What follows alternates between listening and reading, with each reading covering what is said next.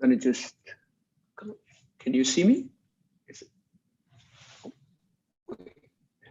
Yes, sir. Now we can. Okay. Yoga mat out, sorry. Sorry, the connection seems a bit bad, sir, but we can hear you. So, okay. You can hear me now? Yes. Okay. So I would like to begin by thanking you, Nikhil, for inviting me to deliver the keynote address at MediaNama and the discussion on the Personal Data Protection Bill 2021. I'm also grateful to the entire MediaNama team for the brilliant work of demystifying some of the most complex and pertinent socio-economic and political issues around technology. As a keen reader of your publication, I'm happy to be here presenting my take on the personal data protection regime that has been built over the last few years, in which I was fortunate to have played a small part as a member of the JPC tasked with examining the PDP bill. At the very outset, the committee approached each discussion with a work in progress mentality. Both chairmen of the committee as well as members accepted their mandate with utmost humility and gravity. Our duty to listen, learn, and then legislate.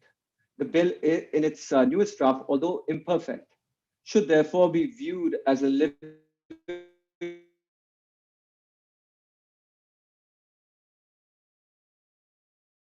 document that is adaptable to its context.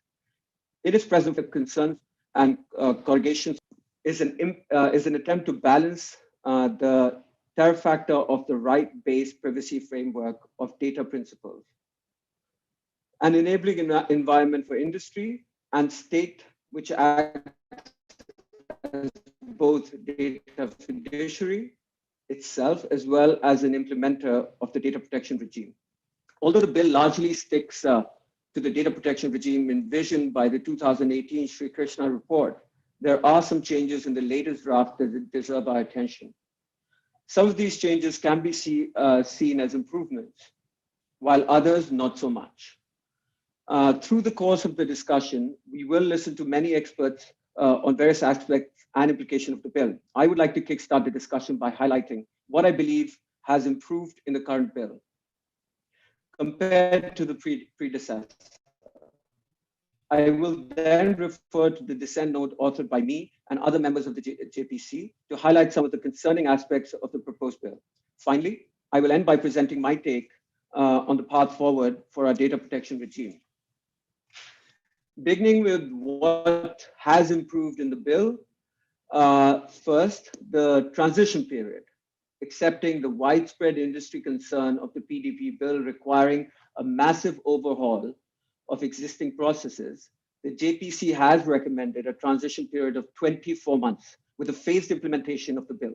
This is so that business have adequate time to update their policies and infrastructure to be compliant with the multiple requirements of the bill. This is a progressive suggestion in line with global best practices. Moreover, this time, period of 2 years shall enable the Data Protection Authority to get their affairs in order. The time is also envisioned for consultation with industry and other stakeholders to lay down codes of practice and create synergy with other regulators to establish a smooth framework for data protection in India. Second, data mirroring. The JPC has recommended the government, in consultation with sectoral regulators, to eventually bring in policies to ensure data localization moves beyond just sensitive personal data and critical personal data for better security of law enforcement. This would also generate employment in the country, and the revenues of such data localization can be used to finance welfare projects in the nation, especially to help small and medium businesses to start up to comply with data localization norms. While data localization is a contentious subject, one cannot deny the global trends leaning towards it. India has a lot of potential as a country with an abundant educated labor force, clean electricity provisions from the government and growing consumer demand. These regulations would also compel the government to streamline licensing and permissions required to establish data centers in India, increase ease of doing business for the sector as a whole, and provide impetus to ancillary industries. However, I know there has been significant heartburn around retrospective applications suggested in the JPC report to bring back the data of Indians already stored abroad. And I agree there is a need to rationalize that. I also acknowledge the considerable effort and compliance that doing so would entail for all businesses. Third, the consent manager and sandbox definitions. Clear definitions of both these important concepts will ensure that the desired benefits from the inclusion are achieved. Data principals will now be able to control the different facets of consent through an accessible and transparent platform. The inclusion might seem cumbersome at first, but it's essential to return controls to users with regard to their data and how it is being used. The definition of sandbox is now enhanced and explicit, an explicit mention of how even startups would be valid participants of live testing of new products or services in a controlled regulatory environment, a facility that would be invaluable at the proof of concept stage of startups. Data breach. The JPC has recommended that the DPA should follow a set of guiding principles which while framing the rules and regulations concerning data breaches. These include ensuring privacy of the data principle when reporting breaches, requiring companies to justify reasons for delay in reporting the breach, and requiring companies to maintain a log of data breaches for a periodic review by the DPA. This will ensure some much needed accountability for companies.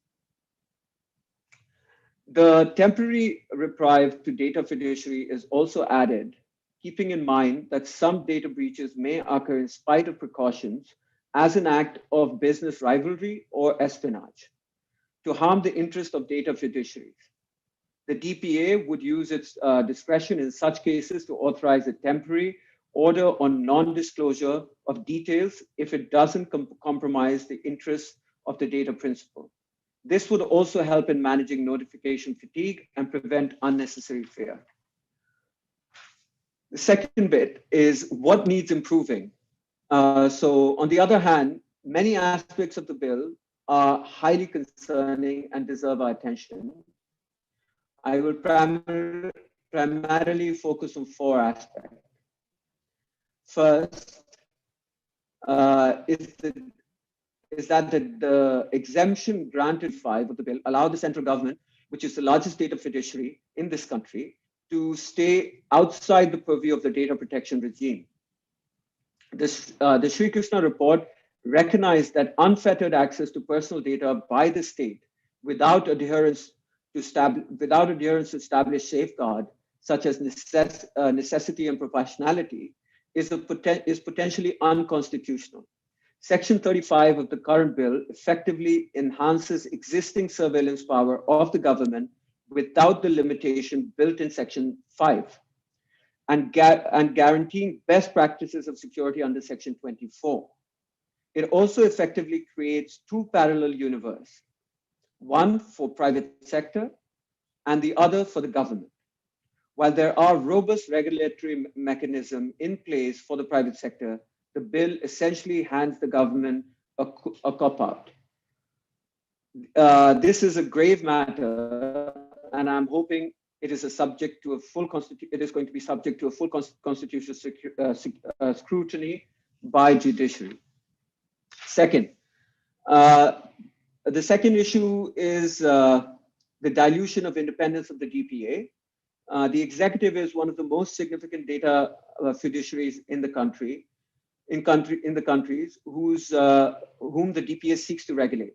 Restricting interference of the executive in the operation of the DPA is of paramount importance of the welfare of data principles. the growth of the Indian technology industry, and the very health of our democracy. Therefore, it is vital to ensure that the members of the DPA are impartial and independent of any undue influence from any party, including the central government. In my dissent note, I proposed a select committee with a flat hierarchical structure, which includes a cabinet secretary, a Supreme Court judge appointed by the Chief Justice of India, as well as an industry expert, and academic experts, both confirmed by the Parliament, among the candidates put forward by the Ministry of Electronic and Information Technology. The age of consent is also a much debated aspect of the bill. While the GDPR establishes the lower limit of obtaining a child's lawful consent at 13 and the upper limit at 16, the current bill provides no such flexibility. The existing draft looks at consent as a contract, and existing legislation considers only those contracts valid that are between two parties of at least age 18. I propose 14 as the age of consent for the following reason. From the perspective of development psychology, a child at the age of 6 or 7 is not the same as an adolescent at the age of 14, and hence should not be treated as such.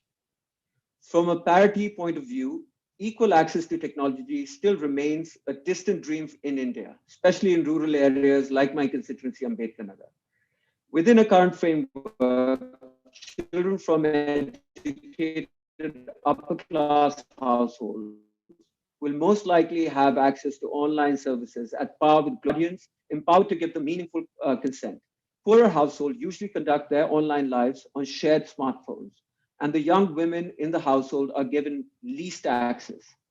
Often young women have to go online in secret due to the stigma associated with them being online and in public eye. These considerations must also be balanced with the safety of children's data. In the case, the classification of data fiduciary is important as it highlights the need for the added safeguards.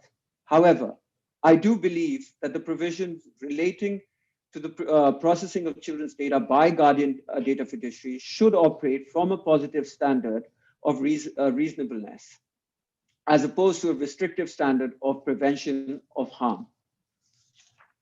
Finally, we must consider adequacy requirements for cross-border data flows.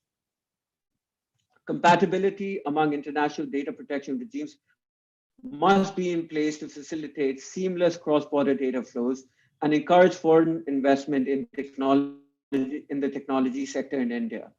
The following clauses of the bill challenge those adequacy requirements. A, clause 35, which gives a blanket exception to the central government. B, clause 37, which allows the central government to give exemptions to certain data fiduciaries outside of India. Clause 50, which curtails the independence of DPA.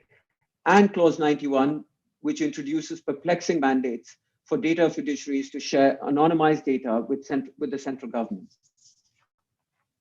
So finally, to my conclusion, I would like to end by saying that despite its many shortcomings, the bill is truly a seminal and ambitious document that may serve as a model for other emerging economies.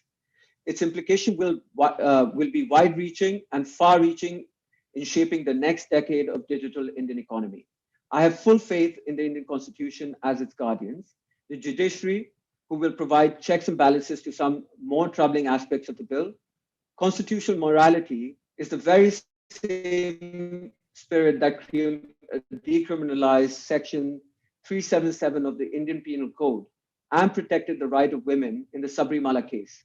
Dr. B.R. Ambedkar himself believed that even in the darkest days of our democracy, constitutional morality would be the beacon that safeguards human dignity.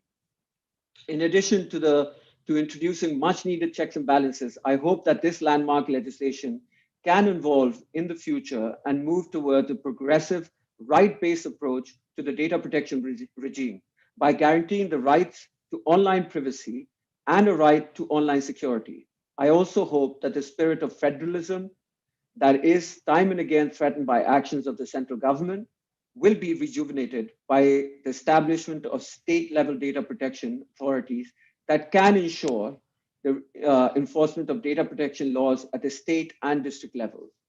And finally, I hope that the legislation ushers in an era of empowered citizens who understand the value of their personal data and are aware of their rights. This is perhaps our greatest challenge, one that will require unprecedented behavioral change at the grassroots, and stakeholders looking for meaningful and substantial progress in the realm of digital governance cannot ignore the masses of disempowered people who from its bedrock. The government, law enforcement, non-governmental organizations, and private companies must together find solutions to make people aware of their rights and empower them to seek both the enforcement and the restitution of these rights. Because in the end, that is what matters most of all. Thank you. Thank you, sir. Sorry, I think there seems to be a connectivity issue, which is why I switched my video off. I was just wondering about the age of consent portion in particular. Is there a particular were there options considered by the committee in terms of lowering the age, or did the Contract Act seem to supersede everything, or the approach to? So you are on mute, sir. So initially, I think it was an issue that was raised and discussed, but I think post the change of the chairman and towards the end of the discussions, it just sort of settled on the Contract Act as being one of the pivotal points on which this clause would be based on. Yeah, I mean, there was a bit of push, but I think I found myself a little bit alone on that. The general sense was that has what has been accepted in the past, and it is important for parents to be providing the consent, because obviously there is fear both, and also when I have mentioned that most of the time it is, for example, in rural India, in my constituency, a lot of the girls and young children probably will not benefit from not having a lower age of consent, because obviously they could be sort of missing out some development that they could get at an early age. But on the other hand, I think in the committee what was discussed, that the fact that there is not enough digital awareness at the moment, it could also lead to a lot of young children being manipulated in rural India, which is, obviously in proportion a larger part of a population of younger children. And I think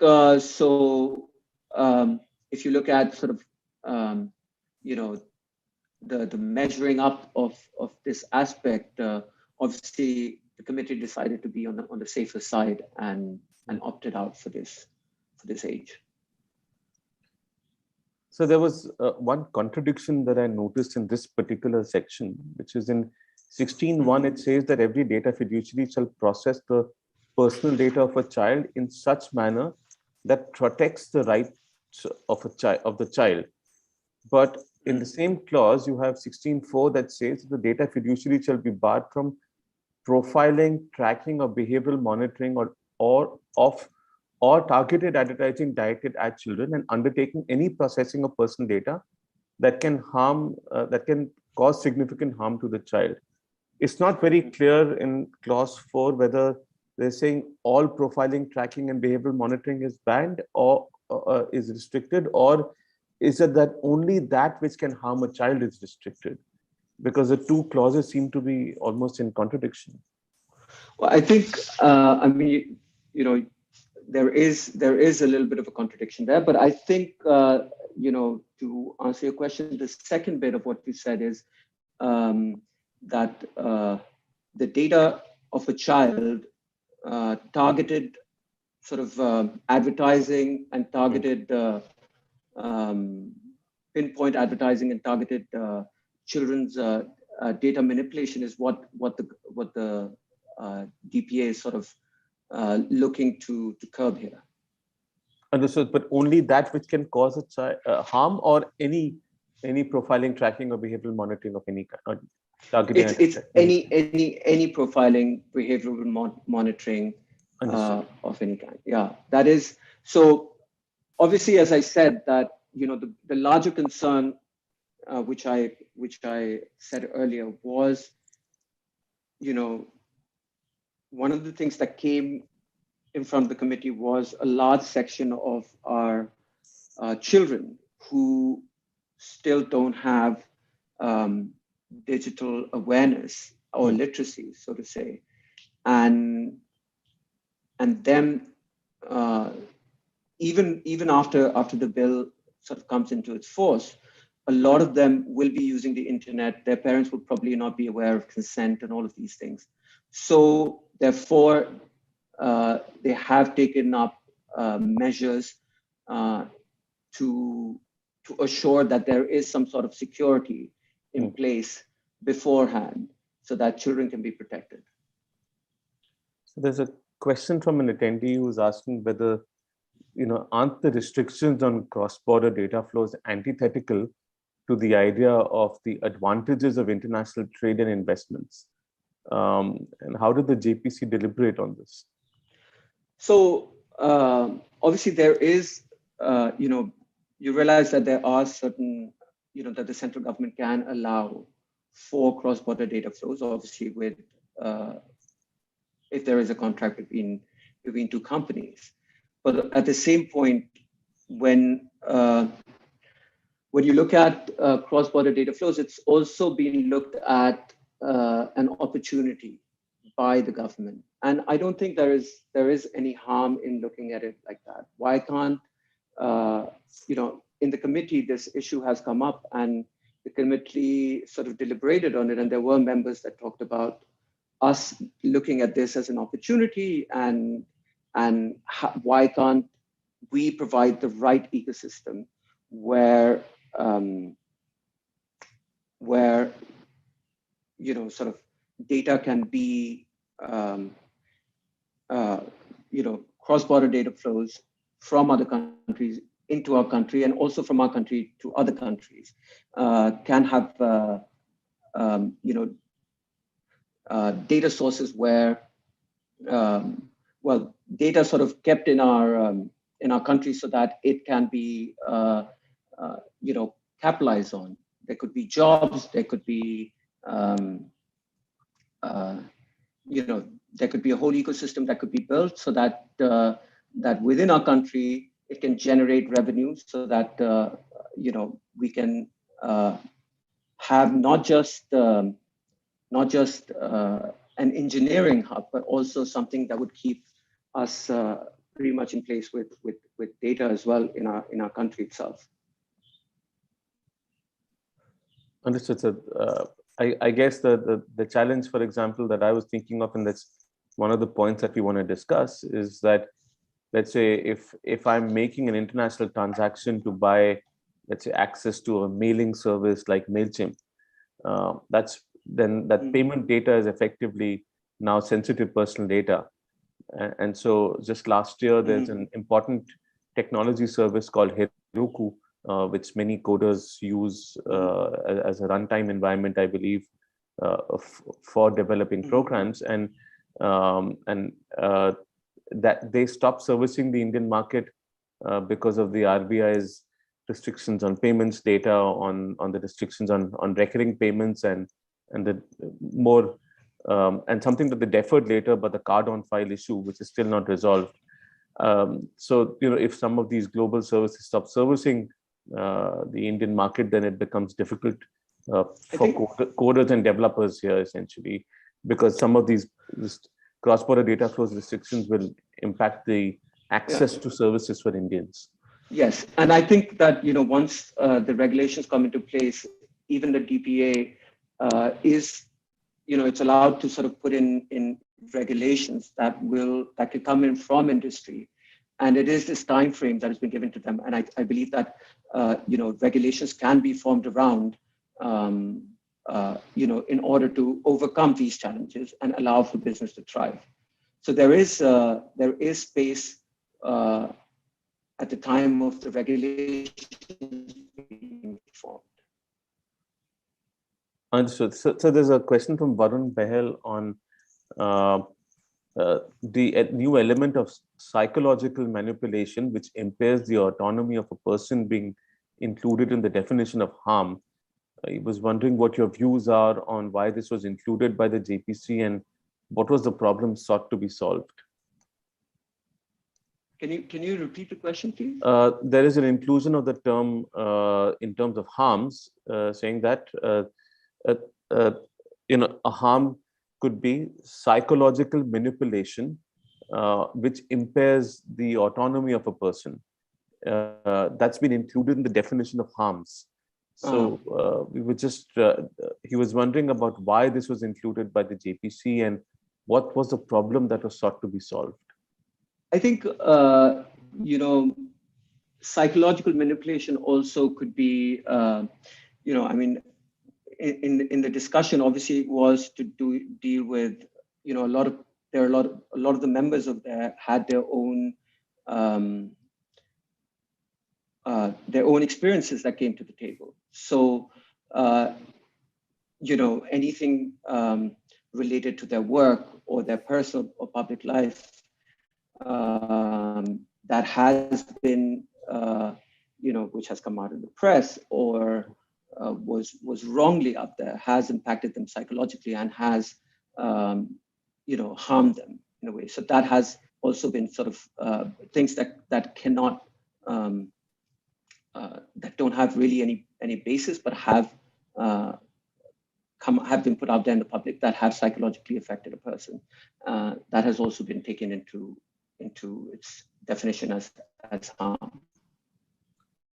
So there's a question about the inclusion of social media platforms within the ambit of this bill, and there was also the recommendation from the committee about social media platforms being treated as publishers if they don't verify users.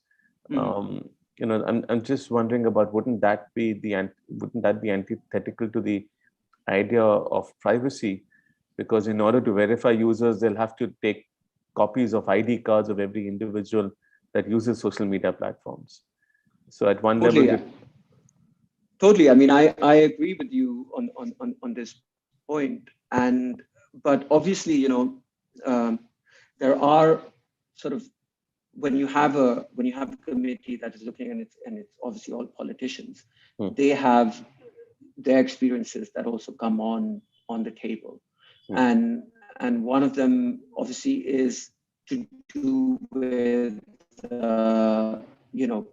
people posting a lot of things about them or information about both these issues can have sort of somehow played out in the committee also. So that has led for the committee to sort of push for verification of these things. And of course, there was the larger sort of thought that, or the largest reasoning that was given for it was that, for the security and to curb hate speech, to assure public order, it's important that that we know the identity of these people so they can be traced down and people can, sort of responsibility can be pinpointed. And there were examples like you can't go and suddenly, abuse and call somebody names and, even harass women out on the street and get away with it. Whereas on the web, you can sort of, because nobody can trace you down, so to say.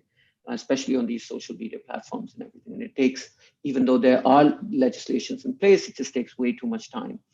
And I think, this sort of played out also because of experiences of members who had to deal with these things and obviously have been harmed and hurt. Understood. So was there any conversation on what would potentially qualify as critical personal data? And why weren't a few, for example, specified? Yeah, I mean, this is something that I asked for also. I asked for a specific definition of critical personal data. And you have seen Mr. Manish Tiwari, he has actually gone as far as providing one in his dissent note. I think they've left it to the sort of government to again define these, not the government, sorry, the DPA along with the government to just define these things, critical personal data. But,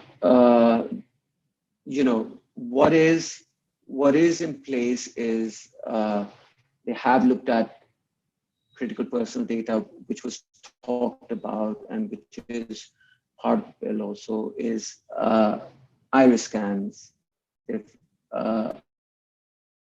also looked at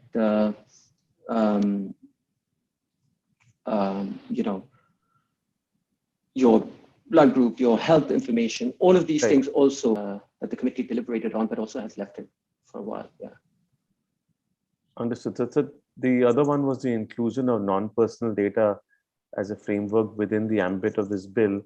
Why wasn't it? Because it seems there is a separate committee that's looking at it. There was earlier a recommendation of a separate non-personal data authority, and this is a concept that hasn't really been implemented globally, and there's not much regulation around it.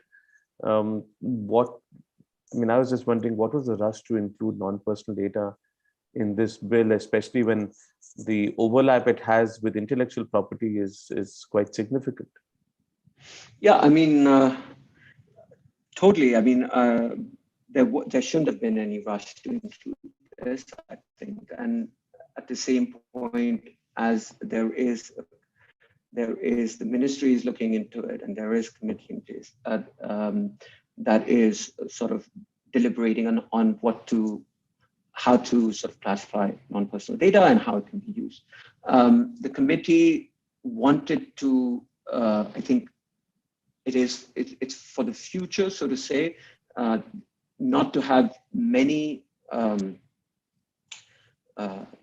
or rather to have one data protection. Right now it's the personal data protection bill. And they sort of imagined that we should, like the committee also thought that there should be enough room for non-personal data to be also included in this. And so for the future, as these things sort of evolve over time, I believe that the committee wanted to go for it to be included under the same framework rather than having a whole different legislation coming out of it, and to sort of have a consolidated form, because eventually who is going to sort of monitor or who is going to regulate non-personal data also, right? I mean, that is also a question that will come in the future. So the committee felt that that it is something that should be done by a single DPA. And although the mandate would be really, really big then, but it felt that sort of having it spread over in too many places could provide, could create space for conflict, the functionality very cumbersome also. So I think that's why, it has been sort of put in there loosely at the moment. So I was really interested to hear your comments about the state level data protection authorities, because that's something that I also felt was needed, especially with the country, the size of India, and especially with the size of the state that you represent. But totally. do you think the bill has left scope for state level DPAs to be created? Because my reading was that it seems that this is it. There's going to be a centralized DPA like a TRAI and a CCI, and no state authorities. For the time being, but for the DPA to function, right? I mean, you just look at the magnitude you just said for a state like UP, and now you think of the other states that are there, and what it means for the DPA of the volume that they might end up handling, right? And even if you look at sort of urban centers, you know, you could be very easily looking at, I don't know, like at least millions of complaints coming into the data to the DPA. So traveling to Bangalore, and I have to say that my eyes at least opened up to it when I was in Bangalore, and it was sort of mentioned by the state bureaucracy there about how much of their revenues are dependent on these IT companies. Yes. and how they would want to give them a lot of space to do their business and not have a lot of regulations for them to compete and to survive and move forward.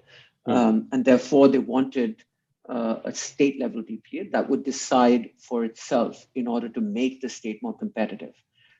Because Bangalore is not just something that's competing with, let's say, UP or Maharashtra. It's competing with the world and the Silicon Valley. So that's when it dawned on me that yes, maybe it is required. And I have to give it to Mr. Amar Patnaik, who's been talking about it and writing about it quite extensively. Yes. And he has a much better understanding because he sorted out how these things would sort of actually span out in practice. But I do believe, even when you talk about the children's age, if we left it at the DPA here, maybe the state of Delhi could have a different age for consent for children, and Uttar Pradesh, which has a huge rural population, could look at this differently and could frame its data regime around it. So, and I think that's why I feel that more and more, and of course that it allows for competition as well for these states too. It then suddenly opens up a field which otherwise is not being thought of by either the ruling dispensation of the state or the bureaucracy that is in place. And once you sort of have DPAs that are making regulations to attract business or to make it easy for data principals to file a complaint, I think automatically through competition, you could have the regime work in a much better way. That's one of the big improvements that I noticed was that now data principals can file complaints. There is a mechanism for filing complaints with the DPA. But it doesn't look like there is one would have thought that some of these more granular regulations, the way they've done it with NPD, could have been done for child protection as well, where you could have left it to the DPA to look at it separately and prescribe. Because when the law is this prescriptive, then it becomes difficult. Yeah. The DPA can't override the law. Then that's a big challenge. Yes, absolutely. And so and that's why I only hope that and I'm also sort of I think once it's rolled out, and organizations such as yourself and many civil organizations also are going to take this up, at least for. And also, if you look at it, right, I mean, people using the internet, people on, the various platforms that the internet provides, I think they are very vocal, and this issue when it comes to their children and their ability to sort of access the internet as freely as they were accessing before, once that is curbed, yes. Once they have to keep going back to their parents, I think even at some point you would see concerns sort of come out, and I believe that it will come out with with quite a heavy concern, and it is going to be something that even I hope and it seems to me that even the DPA will have discussions about it with the government executives in place. So, I'm very hopeful that this will change in time, because as I've mentioned, like psychologically, this is, children are mature much earlier to use the internet today, and they can make their choices and the right choices. You have to trust them also. So was there any deliberation on government access to data from private companies? Was it or building large vast data sets of and profiling, as was once planned, 360-degree profiling of citizens, because that the restrictions on the government seems to be very, very limited in this bill, in terms of not just collecting data, but also connecting various public data sets earlier that weren't talking to each other, and the risks that have for privacy going forward.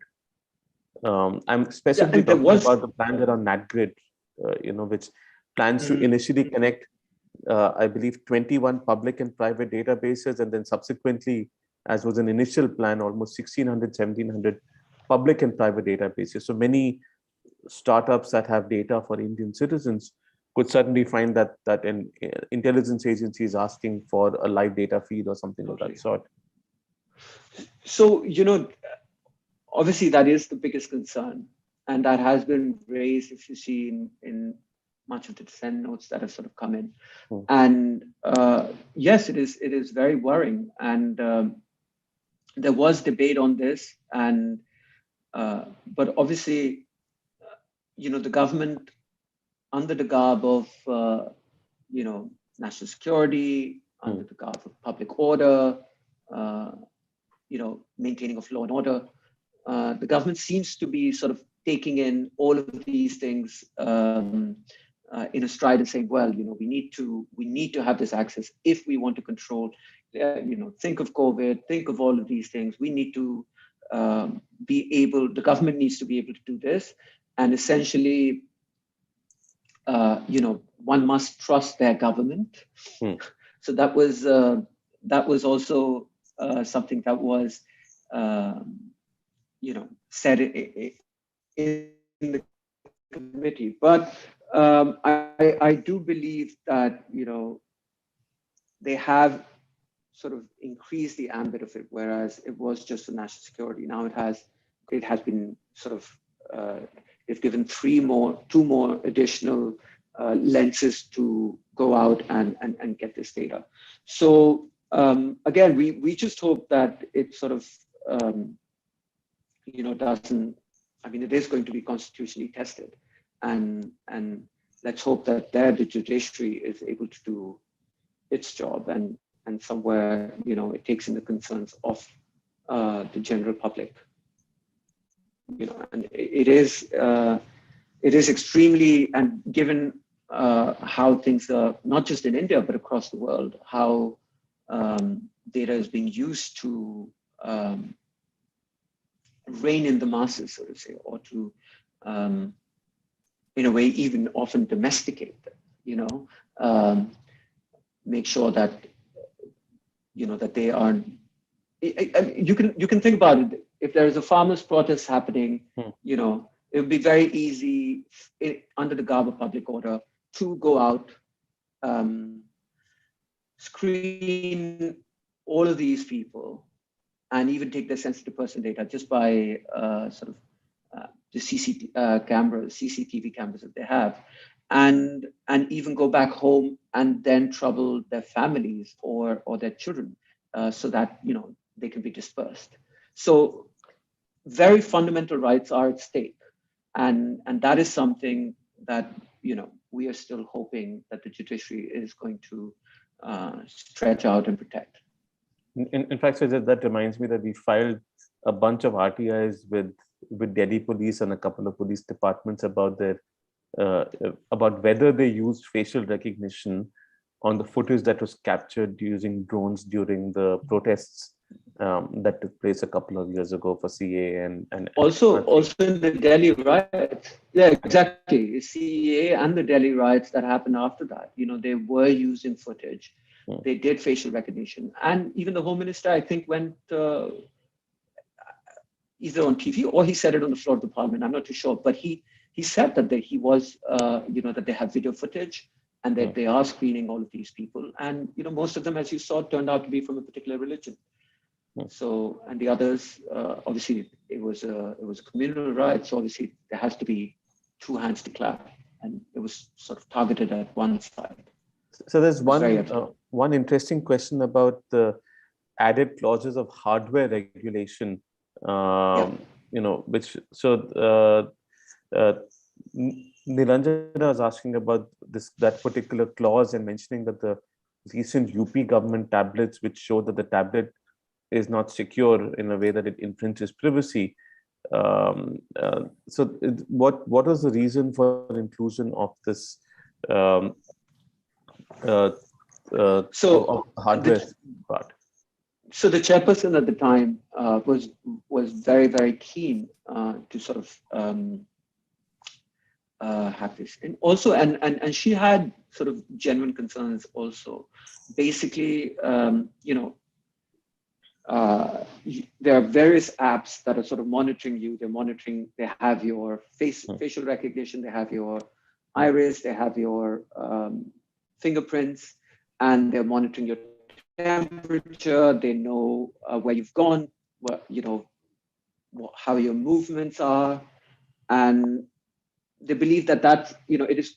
So obviously, there's that thought process that data somehow is being stored in this supercomputer, which is in your pocket, and that could then send it out to another device across the world, let's say to the US, where they could be profiling you, and hence that concern sort of came out of there. So to answer your question, it was, that they felt that be included in the bill. I guess there's also concern about data being sent to China and yes, being profiled there. Totally. So thank you for spending so much time with us. One really important question from Varun again is around why the phrase specific, lawful, and clear purpose for processing of data was deleted from the bill, because purpose limitation is one of the bulwarks of data protection regulation. So we're just wondering about why purpose limitation was removed.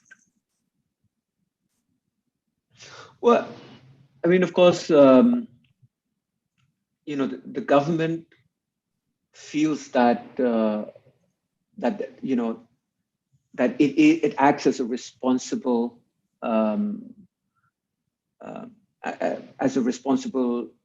executive, and therefore they feel that that they can they don't generally need to specify to give out, for example, a lot of the benefits, let's say, to the public, or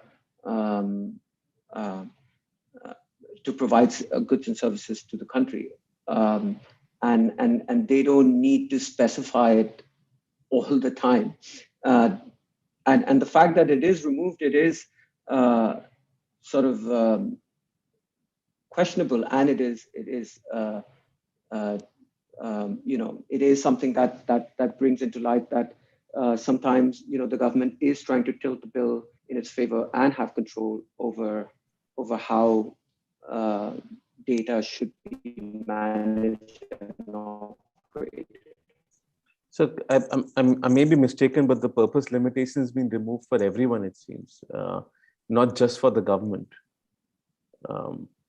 I may be wrong about this, though. No. Which clause is he talking about?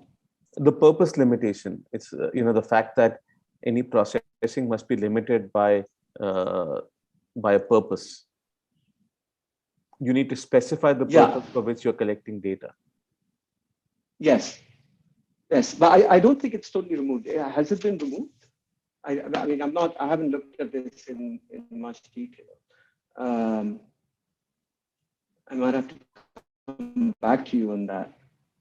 Understood. Where is he reading this in the definitions? It's Varun, would you like to come on and just explain? Sorry, okay, I stand correct. It's a purpose limitation. Sorry, clause 4. From clause 4, the entire phrase has been deleted, and therefore it's not applicable to either state or private entities.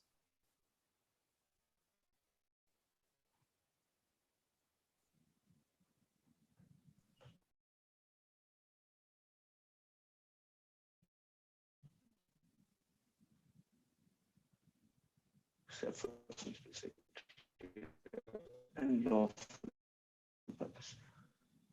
So yeah, I mean, they have already said that the purpose has to be clear, right? For any specific, if you read the clause, no personal data shall be processed by any person except for any specific. So there is.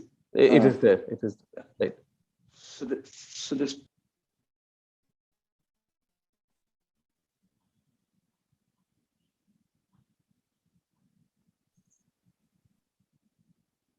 Understood, sir. Well, did I get the question wrong? No, I think we'll just look into this and get back to you. So I think there's a bit of confusion over here. This is clause 4. Perhaps what it says is while it may be limited by purpose, whether the purpose is specified or not. So we'll get back to you on this, sir. But thank you so much for taking time to speak with us, and thank you for engaging so deeply in this entire process. It's very, very important so that people that those in your position speak for those of us who really care about privacy and want the strongest and most empowering legislation for our country. Thank you for taking time to speak with us, sir. Yeah, thank you very much. For me also, it's very important that I keep reading your publications. Obviously, I'm not a lawyer, and it's a very complex subject that we deal with here, and your publications certainly shed a lot of light on it. So we appreciate that. Thank you very much. Thank you, sir, and we hope to keep serving you with more and better information going forward. Thank you. Thank you very much. I look forward. Thank you, sir. I'd like to invite the panelists for the first session to join us. Uttara, Neha, Udbhav, and Ulrika, if you could just switch on your cameras.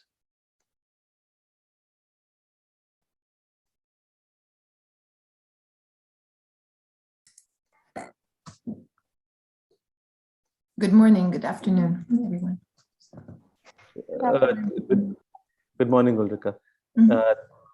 I guess you and Udbhav are joining us from the EU. Udbhav has recently moved there. Hi, Neha. Good to see you. Hi, Uttara. Hi, Nikhil. Thank you. Hi, everyone. Thank you for joining us here for this discussion. I hope you found the first session interesting and useful. This particular session is, for me, amongst the two most, sorry, it's hard to say which is the most important session because it's, every aspect of this bill has an impact on our rights. But in this particular session, we'd like to look at things from the lens of a data fiduciary. And, the problem with many legislations is that they're created from the perspective of large global data fiduciaries, but they have an impact on the small guys too. And every company, big or small, will have to adapt. So I hope we can help folks who are listening in, who are on this discussion, who are watching this, understand how it's going to impact them. I'd like to start with you, Uttara. There's this that there is a provision that not a provision, but there's a recommendation in this bill, in this report, in the JPC report, about social media platforms being treated as publishers. And I was wondering what your and Snap's view as being a social media platform that actually has transients built into design, what your view is on potentially through another legislation or amendment in the future being treated as a publisher? Thanks, Nikhil. Super happy to be here. I've been attending MediaNama conferences since I was basically, I entered the policy space, and really happy to do this discussion. In terms of the way social media intermediaries, the recommendation with regards to treating them as publishers, right? Now, first off, I guess it's almost as if what happened last year with regards to the ID rules were not considered by this particular committee, right? So it did seem that there was an entire a set of recommendations that effectively required social media companies to make significant changes, and also in a sense address, I think, the policy objectives of keeping content or having safety online. That was sort of addressed already by the rules that were enacted last year. So this, in a sense, contradicts what the IT rules did last year, right? And it does, in that sense, create significant confusion for, say, someone like Snap in terms of exactly what is the guidance, right? Because the IT rules, of course, have now created this demarcation between social media intermediaries and publishers, and created specific guidances and rules for both sorts of, like the OTT video platforms as well as social media companies.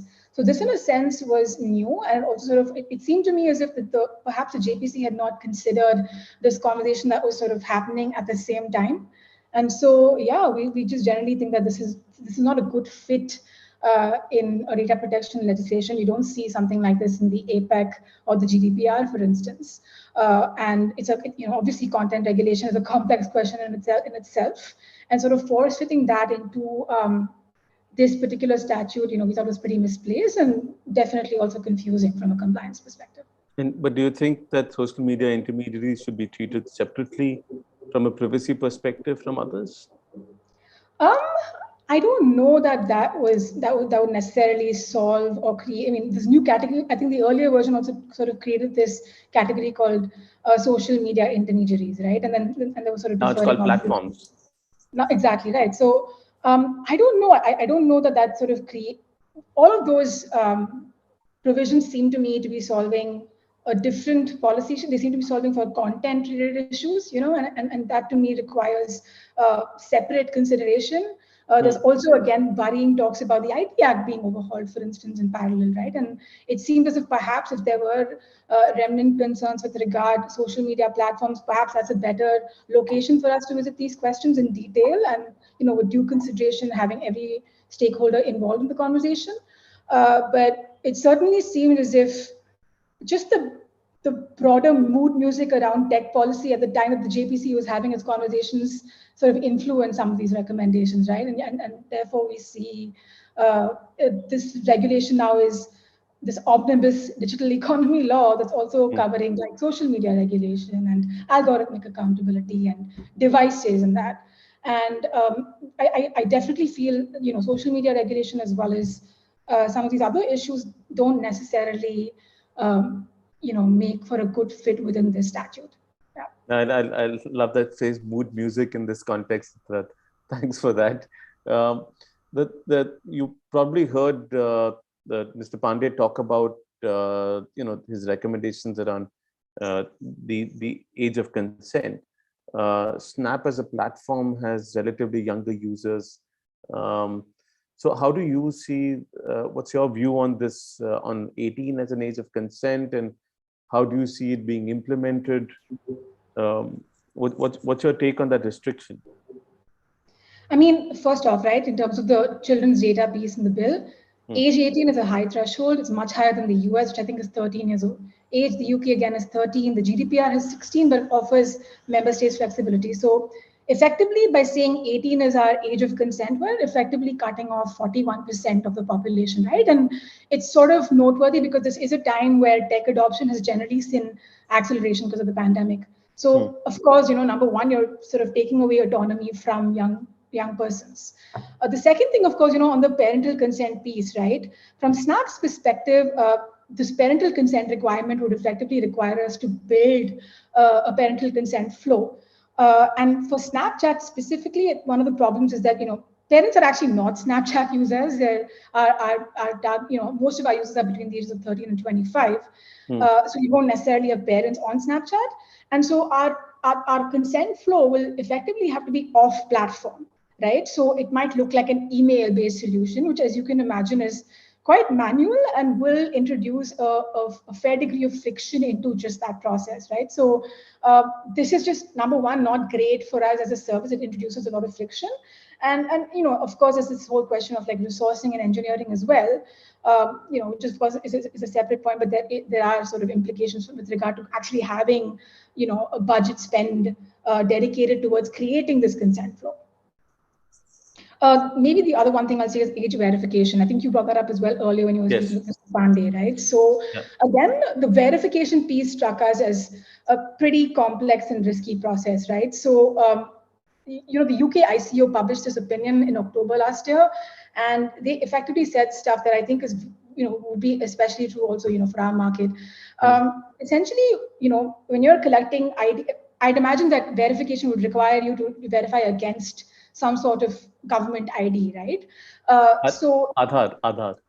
Exactly. I mean, I don't know. I'm not gonna. Yeah. Okay. So you're gonna collect some sort of government ID, and effectively, there is a privacy ramification to collecting, mass collection and retention of IDs, and there will be sort of impacts. And the UKIC also sort of said that, sort of collecting this sort of information en masse will have implications on freedom of expression, and there also again will be sort of financial impact of such proposals for everybody in the ecosystem, right?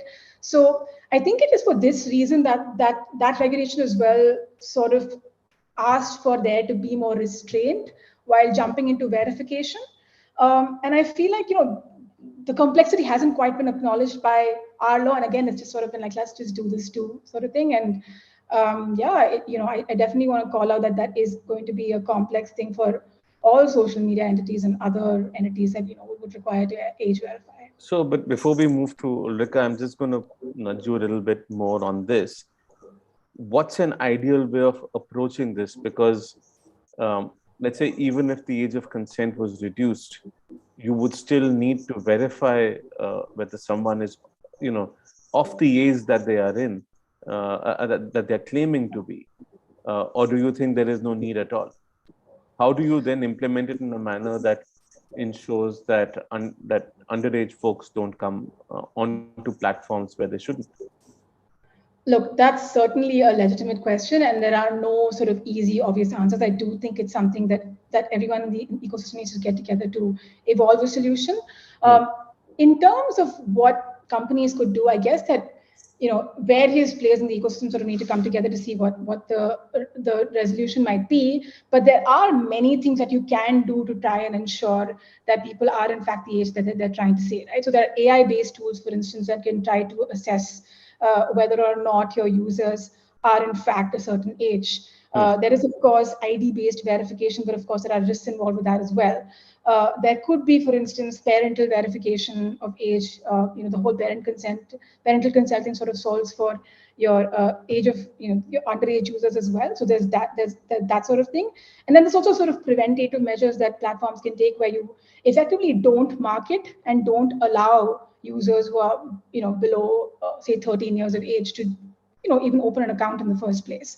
And so I really do think that the answer lies in a basket of solutions, where various players in the entire ecosystem play a role in trying and ensuring that you don't really have underage users and platforms. I don't know. I mean, there are trade-offs to having this big sort of don't do this approach, right? So I think that it is a discussion that has some nuance to it, and I don't know that Snap has all the answers right away, but it does. We're very interested in sort of speaking with everybody else in the ecosystem to arrive at a solution that doesn't cut off all young people, but ensures their safety. So how would you amend this provision? On age verification, at the moment I would do away with it in the way that it's phrased, and I would perhaps ask that the DPA, when it's creating its regulations, then consult with everybody involved in the value chain, right? So for instance, people buy cell phones, you buy a SIM card, you then download apps on your phone. So perhaps there is a responsibility that you could create for every single person in that value chain in trying to ensure that you're not effectively having like 9-year-olds and 10-year-olds pretending to be 15-year-olds on the platform. So yeah, yeah. Great, great. Ulrika, thanks for joining us. I was wondering about financial data in particular. Under this bill, financial data has been classified as sensitive personal data.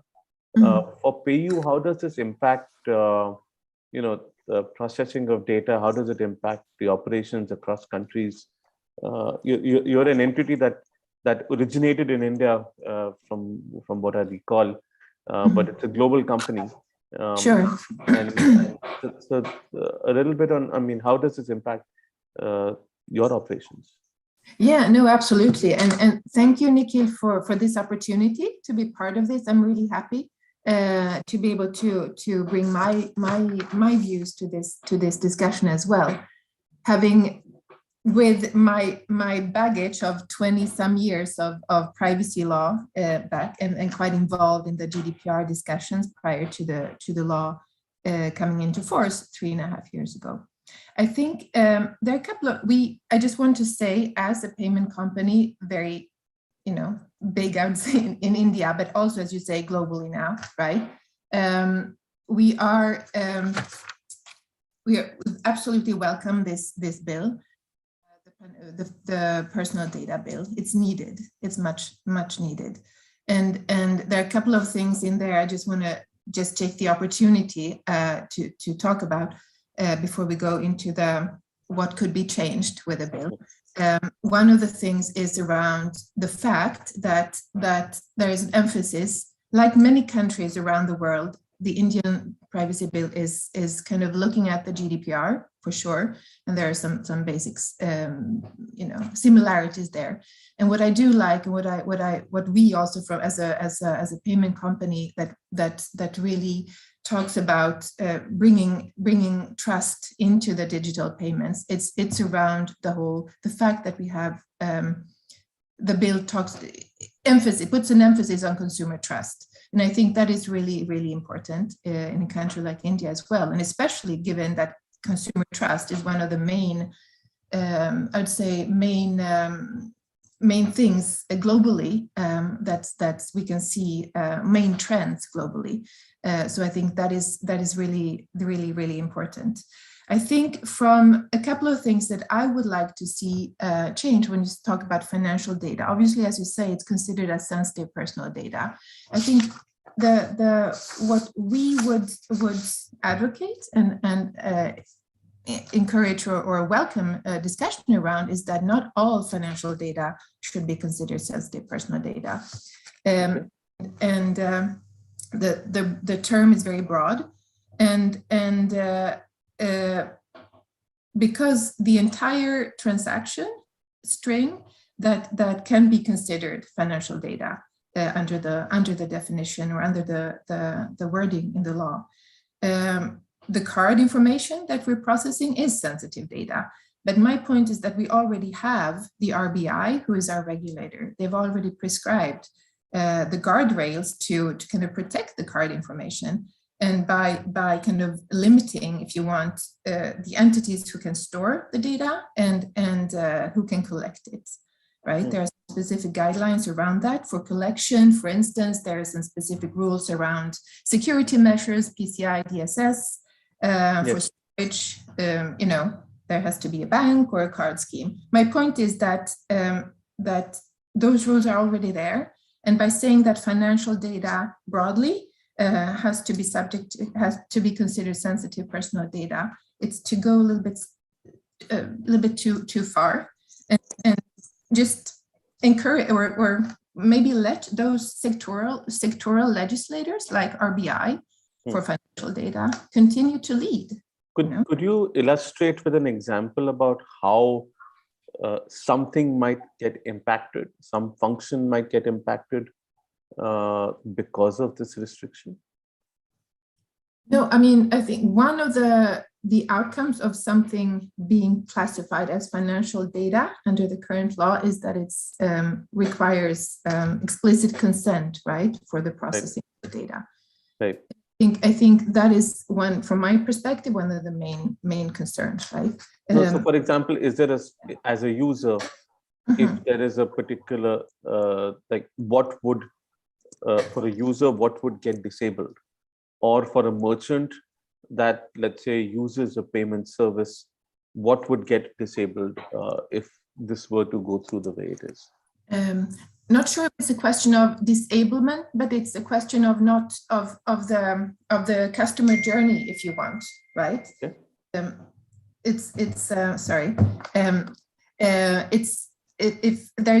If you have to give your consent, and if there is no other legal basis, because that's what we're talking about, the legal basis to process the data available, then that hampers the customer journey, right? So that is one of the main things, I think.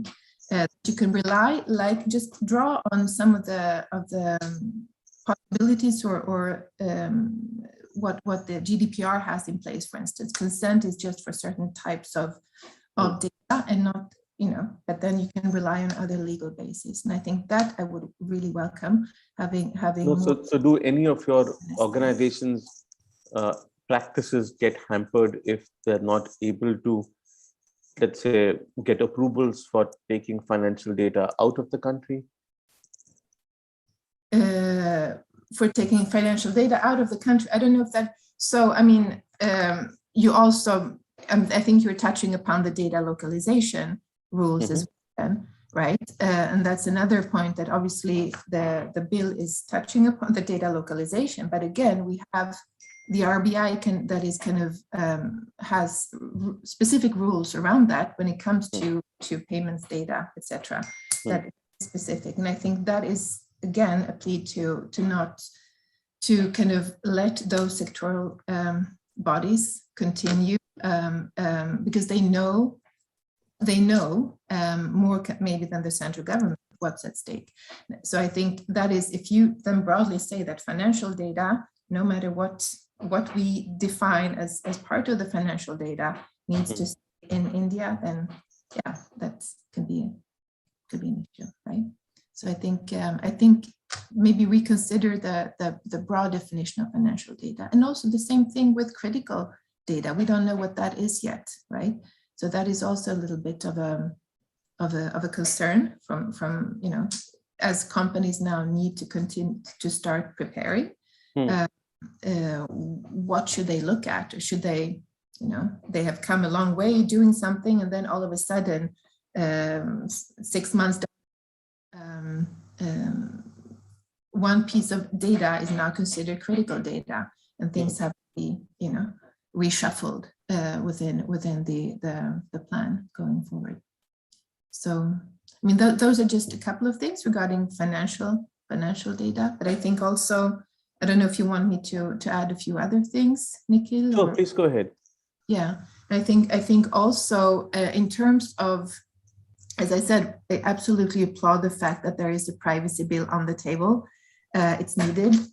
We see all around the world, privacy laws is just there, right? And the fact is that why do we have privacy laws? Because it's individuals' data that we're protecting. I think unlike Europe, where privacy and data protection has been in place for a long time, even before GDPR, I think the difference here, and that's really a plea from my side. I think the difference here, there has not really been a privacy law in India. We have the IT Act, but there's not a proper privacy law. And then here we're going from, I shouldn't say 0, but maybe 2 to 100 immediately by including also non-personal data. And I think that is a problem because there's it's unclear, first of all, in the Act what provisions apply to non-personal data. It's not clearly demarcated. And I think also maybe it's good to have some kind of a sandbox or some kind of a, what types of uses should we regulate the non-personal data. So I think that is one thing that I, take a bit more easy, take it step by step. It's a big thing to do, to have a privacy bill with a lot of rules and rights and all of that. But then on top, maybe take it in different steps. Okay. Thanks, Ulrika. Neha, what would you what would you advise startups in India who might have to adapt to a privacy regulation? What sort of a compliance burden should they expect now? And what's an ideal situation? What would have made life easier for them? And in that context, what makes life tough for them now? Sure. I think the compliance burden one, I think, is a subjective answer. Honestly, Nikhil, I think it will depend on really what is your how robust or strong are your data protection practices currently already. And I think I wouldn't necessarily go so far as to paint all startups with the same brush. I in fact think that increasingly in the past few years, there has been a fair degree of awareness. There's been a fair degree of realization of the fact that data protection or privacy, taking data protection or privacy seriously could at the very least prove to be a competitive advantage over others in the sector. So I think we've seen those kind of stories play out as well. What we've also, I think the big shift now, regardless of whether you're a startup or a more mature company, will be that this stops being in Indian law, complying with strong privacy safeguards or data protection safeguards stops being something that's good to have and something that sort of sets you apart from your competition and moves very squarely in the territory of sort of must have. And I think that it is, I think in terms of approach, therefore, it makes sense to think about it from a privacy first and sort of privacy by design thinking, right? Like you want to be asking yourselves these questions at day zero when you're thinking about what is the kind of product that you want to develop.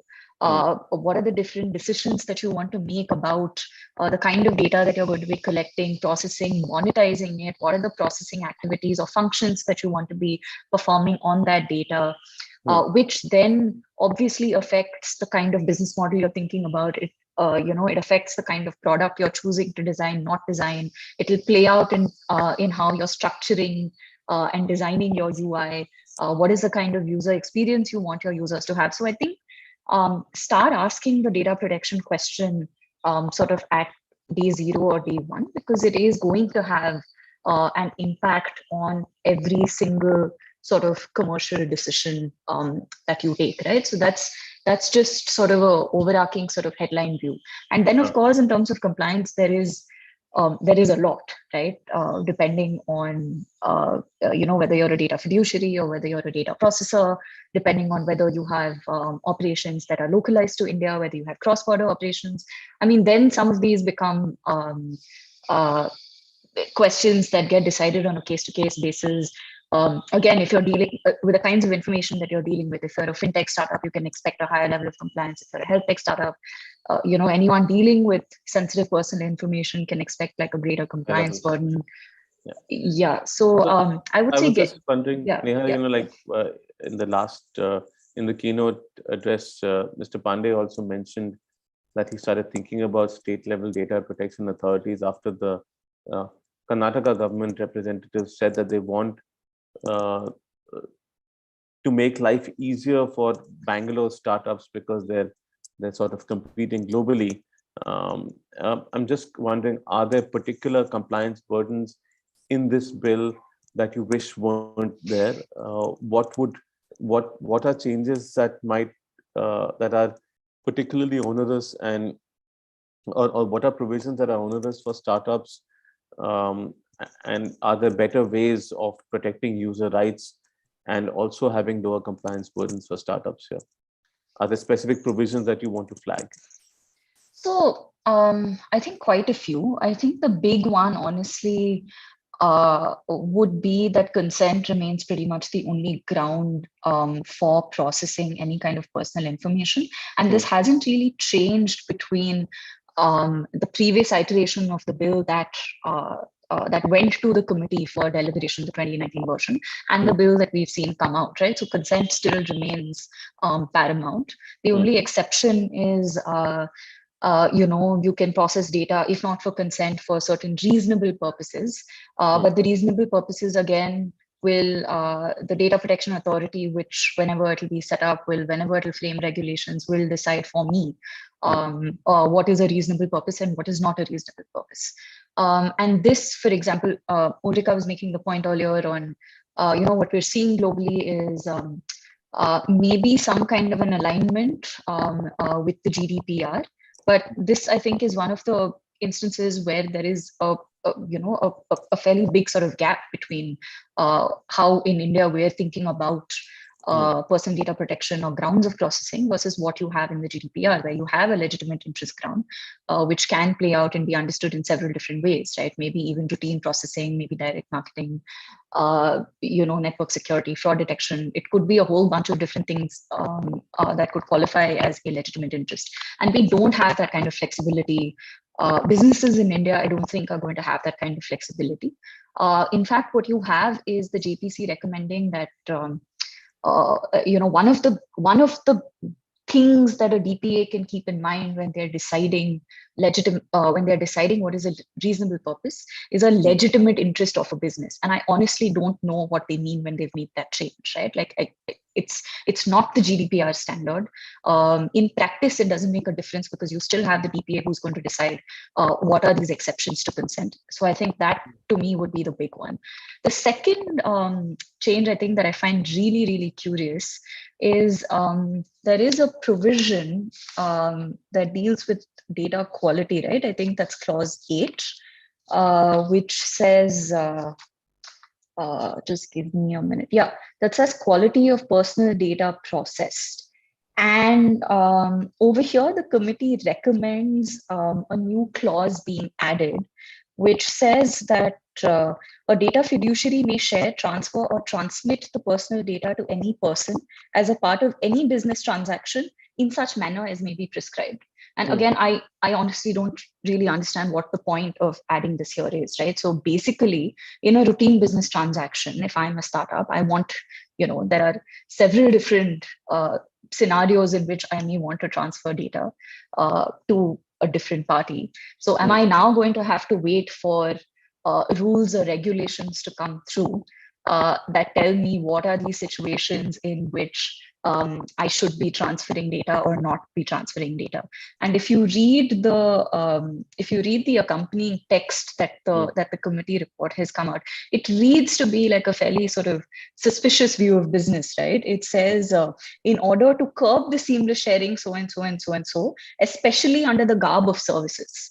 And this is literally like a one-line explanation that's accompanying what we're reading, at least internally within the firm, to be a fairly sort of well, if you think about it, because I'll give you a couple of examples, right? And one is ours, in fact. When we first started hosting discussions and we reached out to sponsors, one request that we got repeatedly and from a fairly large MNC was that in order to support a discussion that we're doing, they would want the database of people who are attending. And we said nothing doing, but there are others who were still doing that kind of an activity. That's a routine business activity. There is no additional consent being taken to transfer data to the sponsor. The other thing is that there are mailing services which operate in the country that basically port the data of one service of one customer and offer it to another customer who might be competing with them or providing an affiliate service, saying that you can mail them also. So all the spam that we get on email and on SMS is essentially just people selling data sets or transferring data like that. There is a clear problem in terms of lack of consent and sure, but you have it's precisely that, right? But then you have 50 other things. The whole point of the Data Protection Act or the Personal Data Protection Act is to curb the kind of situations even that you're talking about. I still don't see what adding this one, sort of just slipping in this one line here, particularly under a provision that's dealing with data quality. Now, if you want a clause there that says when you're making data transfers, ensure that the quality of data is not getting tampered with, that's one thing to say. But it's a whole other thing to say you cannot make transfers for whatever routine business transactions until and unless you, listen to these rules that are going to be prescribed, right? So I think that's another big one that were Could it also be because of, could it also be e-commerce related in some way? Is it an anti-competitive sort of a requirement where, for example, for many marketplaces, the merchants don't really have access to customer data? No, I'm not sure that could be the case. Perhaps that's a different topic altogether.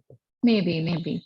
So I think these would be the two big ones. I think there's a whole bunch of other stuff, right? There is, of course, age verification that we were talking about before. There are some, I think, fairly big changes to the data portability provision. Yeah, I wanted to ask about that one. How does the removal of the trade secret exception sort of impact businesses when it comes to data portability? And just in response to the previous one and this, what would you want changed? What should those changes be?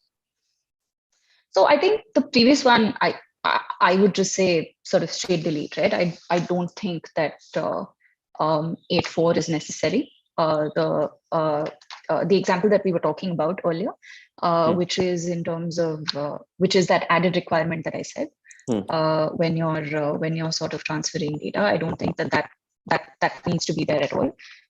For consent, I would say, I mean, again, the change there that I would like to see is to have, additional grounds for processing data for a business, to have that kind of flexibility. If not, at the very least, if you're looking at this kind of global alignment as well, then legitimate interests are a good sort of starting point. And I think on data portability, what's happened is, again, there is the theme of a sort of underlying suspicion, right? I think that I see playing out here as well, because if you look at, again, the language of, if you look at the language of the language that the committee has used to be able to justify this change, they say that it provides scope for several fiduciaries to conceal their actions by denying portability under the garb of non-feasibility or trade secret. And then they go on to talk about how trade secrets can't be defined because they're an evolving and dynamic concept, and subject to evolution of technology, et cetera. And there you say, therefore, we can't use this as a ground for denying data portability. Again, so I don't know where that deep distrust or deep suspicion is coming from, because this is a question that the Sri Krishna committee also examined in sufficient detail and very specifically noted in its report, not just in the text of the bill where you had the exception for trade secrets, very specifically noted that the right to data portability should exist in contexts and situations where legitimate interests that businesses have in protecting their trade secrets are not undermined. Even in the GDPR, the language of the article is ensuring you have to ensure that the exercise of the right to data portability does not infringe or impact anybody else sort of exercising their rights, right? So for a business there, again, it would be a very legitimate business interest in protecting your trade secrets. Even this understanding of trade secrets, right? Like it's a dynamic concept, a definition can't be formulated. Sure, in Indian law, we don't have a statute. We don't have a statutory definition, but there's a long and fairly rich history of case law that helps you understand what are the different circumstances in which, a trade secret might arise in different facts and circumstances. Intellectual property protection generally is a constitutionally protected right in India under the right to property. You have Supreme Court cases that do this. TRIPS obligations that say, hey, please protect intellectual property. And I think even without this deletion, right, which is a fairly sort of coupled with the fact that I can't as a business claim, hey, I have a legitimate trade secret here. I also can't claim technical infeasibility fairly readily. Again, this is a change that they've made that say, in order to be able to claim technical feasibility, you have to assess this based on what the DPA is going to prescribe on the basis of regulation. So, comply is sort of basically where it's at. And even without these two changes, the way that the bill, the 2019 version, was looking at sort of data portability, that in itself was much wider than, say, the understanding of data portability that we've seen under the GDPR. if you look at it, so if I take one step back, right, there are three kinds of data or three ways in which data can be generated when I'm interacting with a platform, right? So let's say Uttara is here, so let's say Snap, right? So there is information that I'm giving the platform. There is information that's being generated, say, when I'm interacting with the platform, right? So if I'm interacting with a social media platform, the information that I have given the platform is a photograph. Information that's being generated by the user is, say, liking or commenting. And the third is also the platform is generating data also, right? So, what is your scrolling rate? Are you hovering on certain advertisements? Are you clicking, not clicking, et cetera, et cetera? And I think there are about GDPR, 20,000 data points that are generated. Absolutely, right? Yeah. And the Indian law's understanding of the right to data portability is wide enough to encompass all of these three situations. So when you talk about, in particular, trade secret protection or protecting sort of confidentiality, et cetera, most pronounced in the third bucket, where it's the platform that's generating certain data or certain insights, to a lesser extent, perhaps in bucket 2, right? Because there also the data is being generated as a result of my interacting with the platform sort of UI UX. And in contrast, the GDPR's understanding is limited to the first bucket. It's the data that I, as a user, have given the platform. I should be able to port it from platform A to platform B. And Ulrika, I mean, you're the expert. Please correct me if that understanding is incorrect. But so as it is, it's a fairly sort of wide understanding of the right to data portability. And then now you've gone one step further and said, you know what, you can't even claim the trade secret exception. Because we think that it's not something that can be defined, or we are viewing businesses sort of deeply with deep suspicion. So, I honestly don't know. I mean, I'm a little worried about how this is going to play out. I know several of the people that we've been speaking to are fairly worried because, it is a big deal. Thanks, Neha. Udbhav, thanks for coming to this panel. I was just I was wondering about what you feel about government access to data from a private company perspective, right? What are the challenges you think are going to be faced, and how does that sort of play with the global environment? Nilanjana has a question in the same line, saying, how does the data fiduciary feel about blanket exemptions to government agencies, and will this impact operations? And Neha, perhaps, and Ulrika, perhaps you could also come in on this. Sure. Udbhav? Thanks, Nikhil. Thanks for having me as well.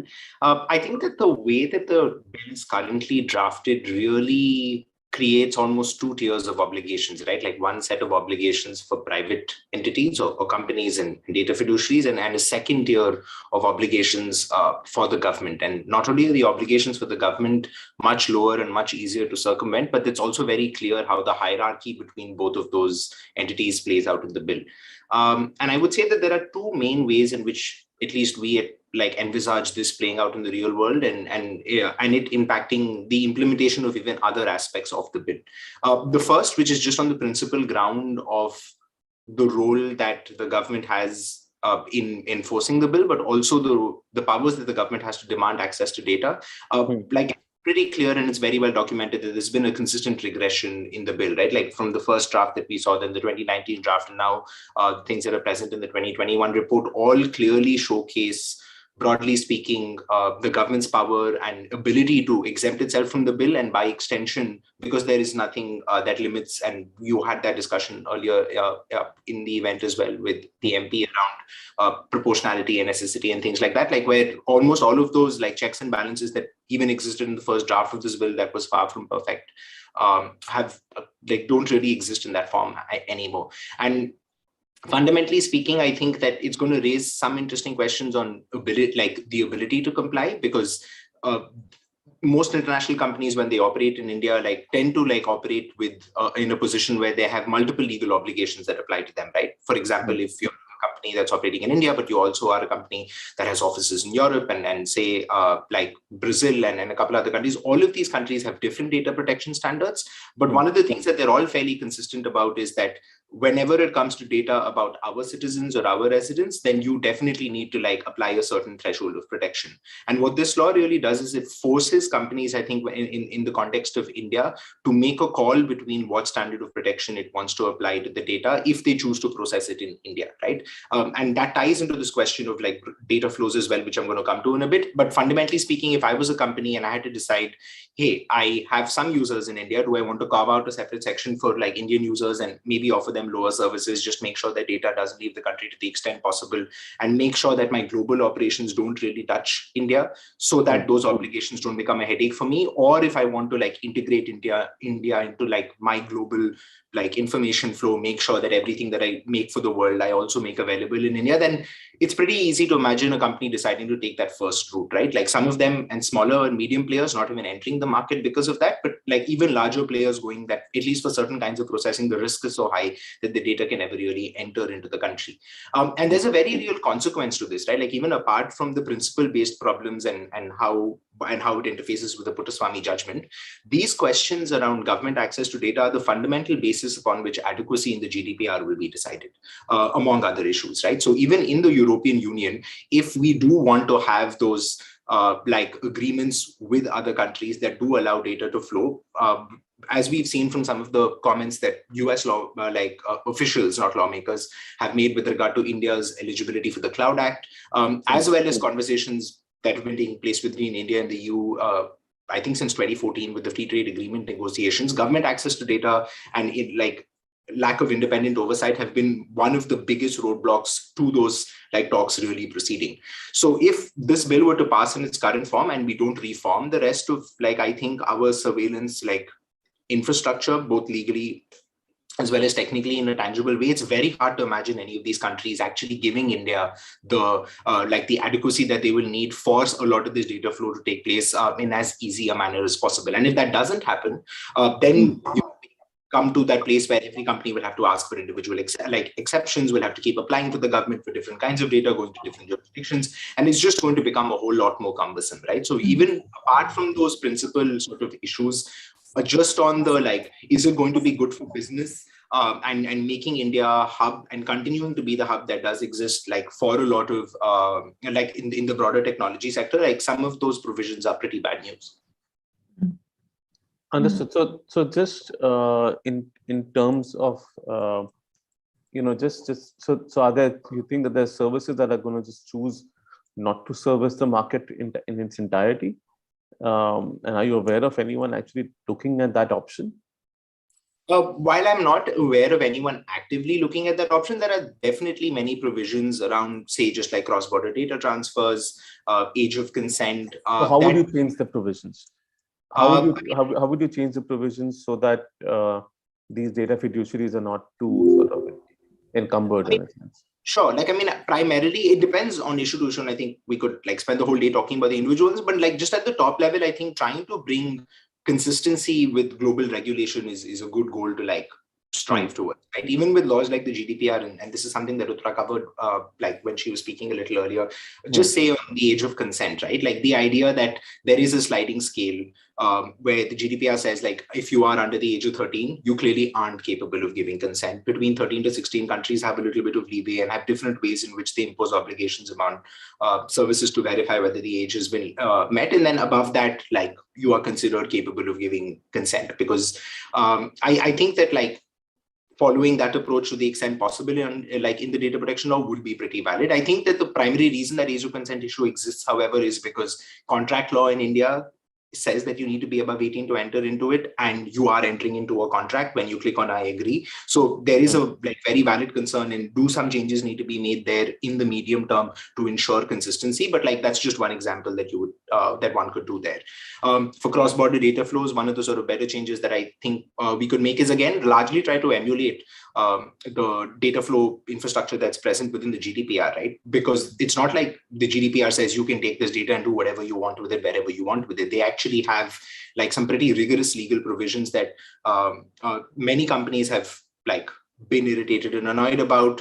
It's led to that entire privacy shield saga between the EU and the United States.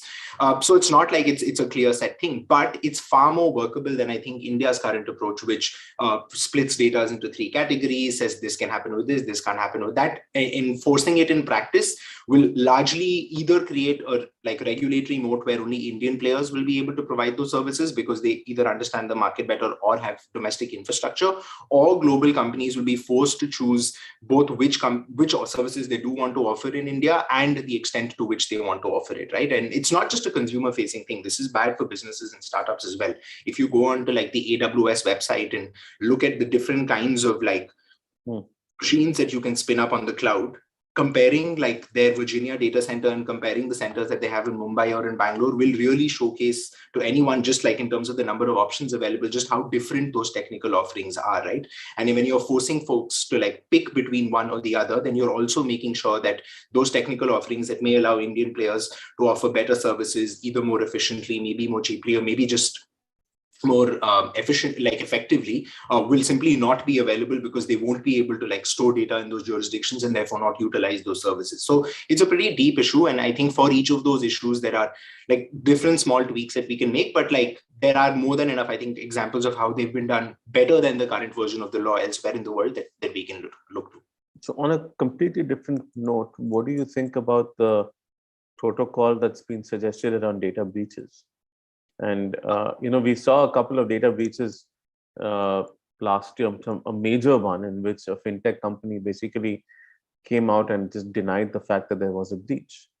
Do you think that the way this has been now put together, it helps users? Does it help companies as well? What's your view on the provisions around data breaches? I mean, I think anything will be better than the current legal provisions of breaches in India. You can suffer them left, right, and center, and you maybe have to send an email to CERT that maybe does something about it in practice, right? And I don't, despite all of the data breaches that have taken place, and I think inquiries that have been initiated both by the RBI and CERT, there still hasn't been a time where a data breach has, been someone has been properly fined for a data breach or has decided to take it to court and it's played out there. So it's very clear that even the provisions that do exist under certain cert rules and things like that aren't really working in practice. I do think that the data breach provisions can still significantly improve, largely because there is still this aspect of intermediation that the Data Protection Authority is playing in the role that of notifying data breaches to users that I think can change. It's gotten better, I think a little better from the earlier drafts of the bill, but essentially, unless there is a compelling reason otherwise, and the obligation should be on the entity suffering the breach to prove that compelling reason exists, we think that the data breaches should be notified to consumers, right? And it's not something that isn't a global standard, whether you look at California, whether you look at the GDPR, there are some fairly high data breach standards that these companies follow, that most companies have to follow, global companies have to follow anyway. So just asking them to do that here won't necessarily radically shake things up, and it's simply going to be the continuation of another best practice. So some of the language can be improved. Consumers should definitely have the ability to be told that they were involved in a data breach, and both shorter timelines as well as without the intermediation of the DPA, unless there is a compelling reason otherwise. But the fact that there is going to be a law about it, I think, is a good thing. Thanks, Subhav. Anyone else want to comment on that government access to data? Uttara will. Snap is a company that's been quite at the forefront of enabling privacy with transience in a sense, right? So what does government access to data, those provisions do for you here? Really, our position on the issue is that, if we receive a request from government, it would have to be lawful. And once the lawful request is received, you will respond to it, within the stipulated period of time, right? The current mechanism we follow is under the IT Act. Frankly, on the government's, the current section 35 and other clauses in the bill that enable government access, we do think to the extent that, that some of these standards, the other commenters have very eloquently talked about why some of these are very widely drawn, and we tend to concur with that view. broadly speaking, we feel that, again, in terms of government access to data as well, and the extent to which they can ask for such requests from companies, they do again need to be globally aligned and like constitutional, right, and sort of pass that test in the first place. Neha, Ulrika, sorry, Ulrika. Yeah, yeah. Maybe just to add to that as well, because the way I read the law is that the government now has kind of unfettered access, if you want, to non-personal data, but also anonymized personal data. So my question there is also, who decides whether something is anonymized, or whether it's, when it's coupled with other pieces of data, becomes actually personalized. So the question is there, that's one question in and of itself. I think the government access, and like Utbhav, you also mentioned at length, right? It's a law enforcement access is a big discussion globally, obviously, and a need for some kind of harmonization in terms of rules, etc., because that has an impact. I'm just repeating a little bit what you said about, but for transfers, for instance, right, from the EU, when you have to do these transfer impact assessments, etc., given the Schrems judgment and ruling and all of that. So I think another point there, we see from no matter where we are, it seems, but the authority has a lot of in consultation requirements. So they have to do a lot of things. They in consultation with the authority, or the authority decides, etc., etc. It seems as if the authority is going to be very big, have a lot of resources. That's what I'm thinking, because they have a part to play all over the bill. That is, that was a big discussion in the EU as well about the resources, or the how big the authority is, because right now they have a lot of work to do in this bill, and unless they have, I don't know how many people, it's going to take time, right? So that's another aspect to think about these things, that, along the line what you said as well, about for the breaches, instead of, going back to the authority to ask, is this reportable or not, just have some basic, like the GDPR, for instance, does it affect the individual's rights and livelihood, etc., etc. So something more, so companies can be a little bit more self-sufficient, so you don't put the onus on the data protection authority. I think, Ulrika, that's basically because of a general lack of distrust with self-regulation in India. Yeah, stemming from that. You control that as well. I mean, through audits or controls afterwards, right? Neha, actually, that audits point is interesting. There is a particular clause, and someone's left a question on that also. One of the recommendations related to audits is for data fiduciaries to have concurrent audits. What exactly are concurrent audits, and what would they look like in practice? Look, I think as far as I am aware, a concurrent audit is a fairly sort of technical term. But I think the way I understand it, it's the way this would play out in practice is basically the way the committee is envisaging, right? You have this external sort of data auditors who will come and will audit the same way as you would have a financial audit, for example. The same way, it's pretty much the same way that you're envisaging that this play out when it comes to organizations, data handling and data management practices as well. But as to the term itself, it's a fairly sort of technical term. I saw that question, and then I also went down this rabbit hole of really, am I understanding this correctly, et cetera, et cetera. But yeah, I think Utbhav has a hand up. I don't know if you want to answer this particular question, but. Utbhav, concurrent audits. The only reason I raised my hand was when I read the report in December, I asked a bunch of my chartered accountant friends, hey, what is the concurrent audit? And they essentially said that it's actually something that isn't super common in the financial sector either. It's actually far more common for banks, but it essentially means that unlike say a typical audit where, you have a financial year, or say you have a normal year, and at the end of that year, you go through an audit process and then submit your books. A concurrent audit actually happens pretty much live. It means that folks need to keep turning up, say every month, every 2 months, keep seeing how the data is flowing. And it's a far more granular audit because it actually looks not just, at least in the financial sector, because from the little research that I've done, I don't think there have been instances where folks have tried applying it to the data protection field anywhere in the world in this, in the way at least that it's applied in the financial sector yet. So where did this come from? It comes from the financial sector, though.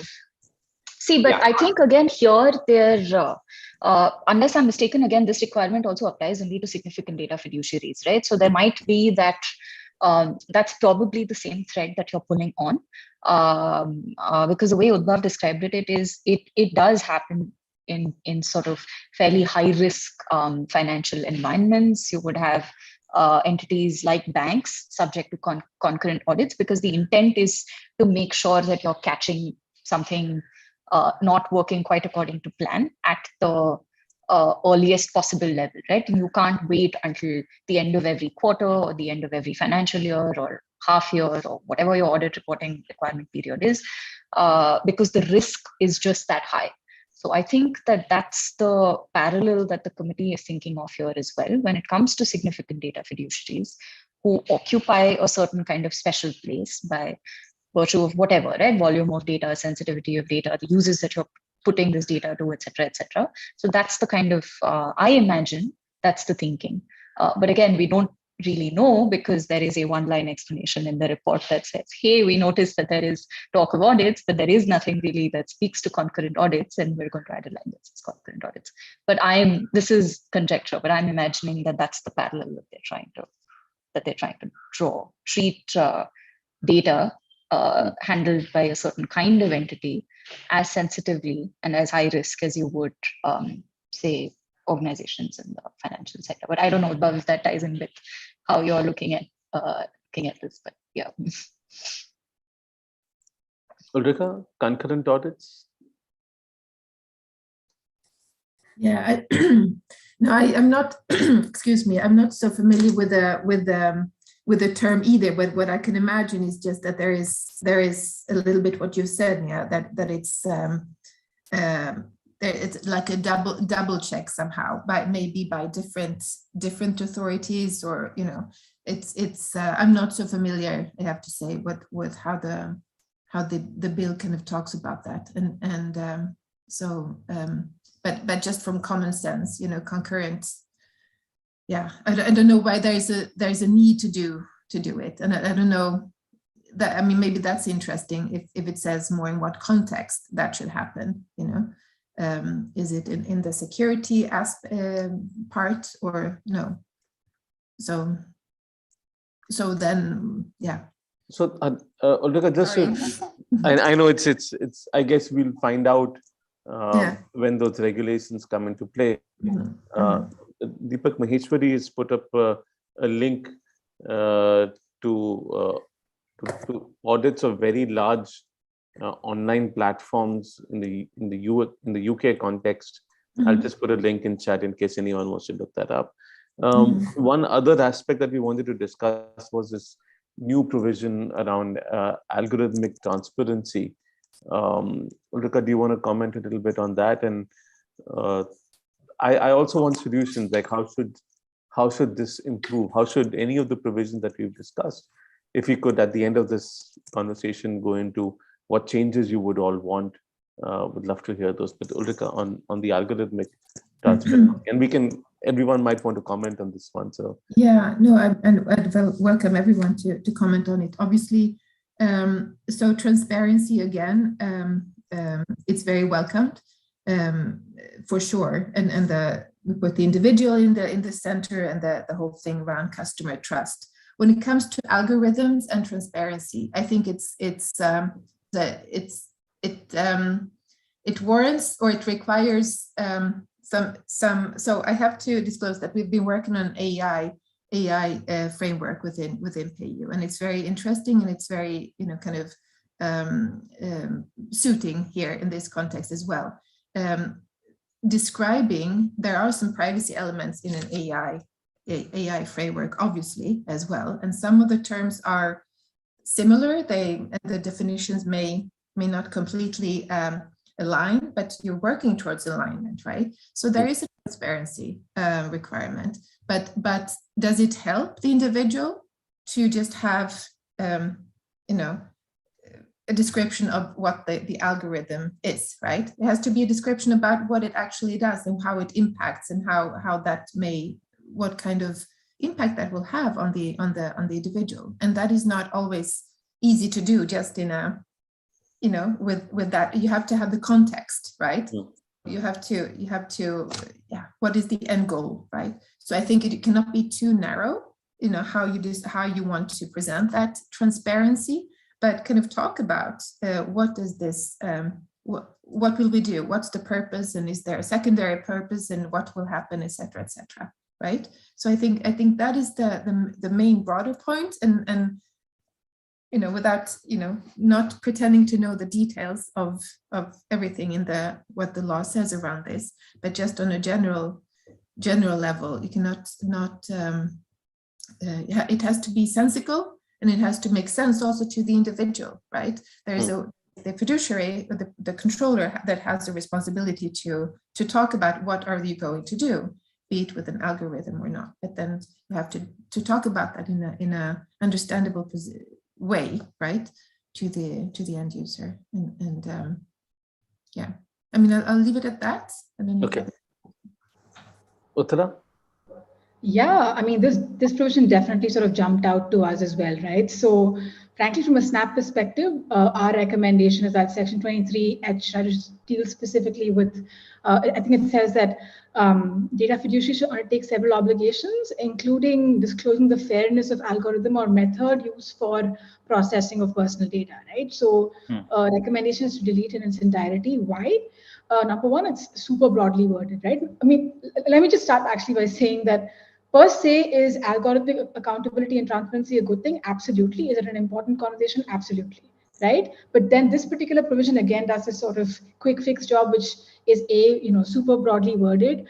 And there is a sense of, how would we sort of interpret this, right? I mean, I think to Ulrika's point as well, it seems to us that, AI, like sort of algorithms in generally, there are wide usages for different sorts of algorithms, right? And this, you could use it for search engines or like voice recognition or like, I don't know, like medical applications and defense. There are several use cases.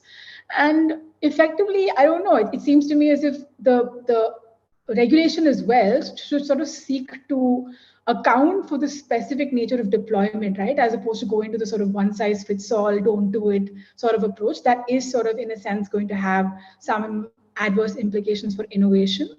The other thing I'd like to point out, right, is the fact that, again, there is this other committee in government, right? So the Niti Aayog came up with this responsible AI for all documents last year. And those are actually, I do think the Niti Aayog did a fantastic job of considering the points of view of several stakeholders, across civil society, industry, etc. And they're in a pretty advanced stage, if I understand, of creating this document that talks about a risk-based approach to regulating specific AI use cases, including sort of algorithmic transparency type provisions, right? And so, in a sense, I guess our general thoughts on algorithmic transparency is that there needs to be sort of this balance between regulating for AI deployments and allowing people to enjoy its benefits. And sort of, trying to regulate for risks, right? So there is that balance that needs to be struck. And again, it's a very complex subject that requires a discussion unto its own. And just Section 23H sort of parachuting into the JPC's version of the bill is not doing, I think, justice to something as complex as this, and that's something that would have so many ramifications for the way, a host of businesses do their operations. So how would you want this to be improved? I'd like it for it to be deleted in its entirety. and I do think actually, right? I mean, like I said, it's an important debate. The Niti Aayog has already kicked it off. Will Medi also, I think, has done a bunch of work on AI as of last year, right? So there is that conversation that's ongoing, and we welcome that conversation, and we'll of course love to have it. But again, it seems sort of ill-considered in the form that we're seeing it in the PDP bill. Thanks, Neha. Yeah, I think it's hard to disagree with the take this off recommendation, right? And not for, and I think this is again fairly consistent with what we've heard from anybody, any business that we've had a conversation with on this particular clause, whether big, whether small, right? And in fact, it's the smaller players who might be, equally worried. We were having earlier a conversation on really how does this how do you think this affects the startup ecosystem? And I think again this is one of those sort of fairly fundamental provisions, because the kind of algorithms that are used to make decisions, whatever they might be, right, whether it's a search engine like Uttara was talking about, or whether it's a digital lending platform that's deciding the hundreds of data points that it's collecting, on the basis of which it's going to make a decision about whether or not I'm creditworthy, or what is the kind of loan that I want to pay out, so on and so forth. Again, I remember some of these discussions were being had when conversations around non-personal data were happening, when the committee's report had come out, so on and so forth. And I don't think that anxiety has gone away.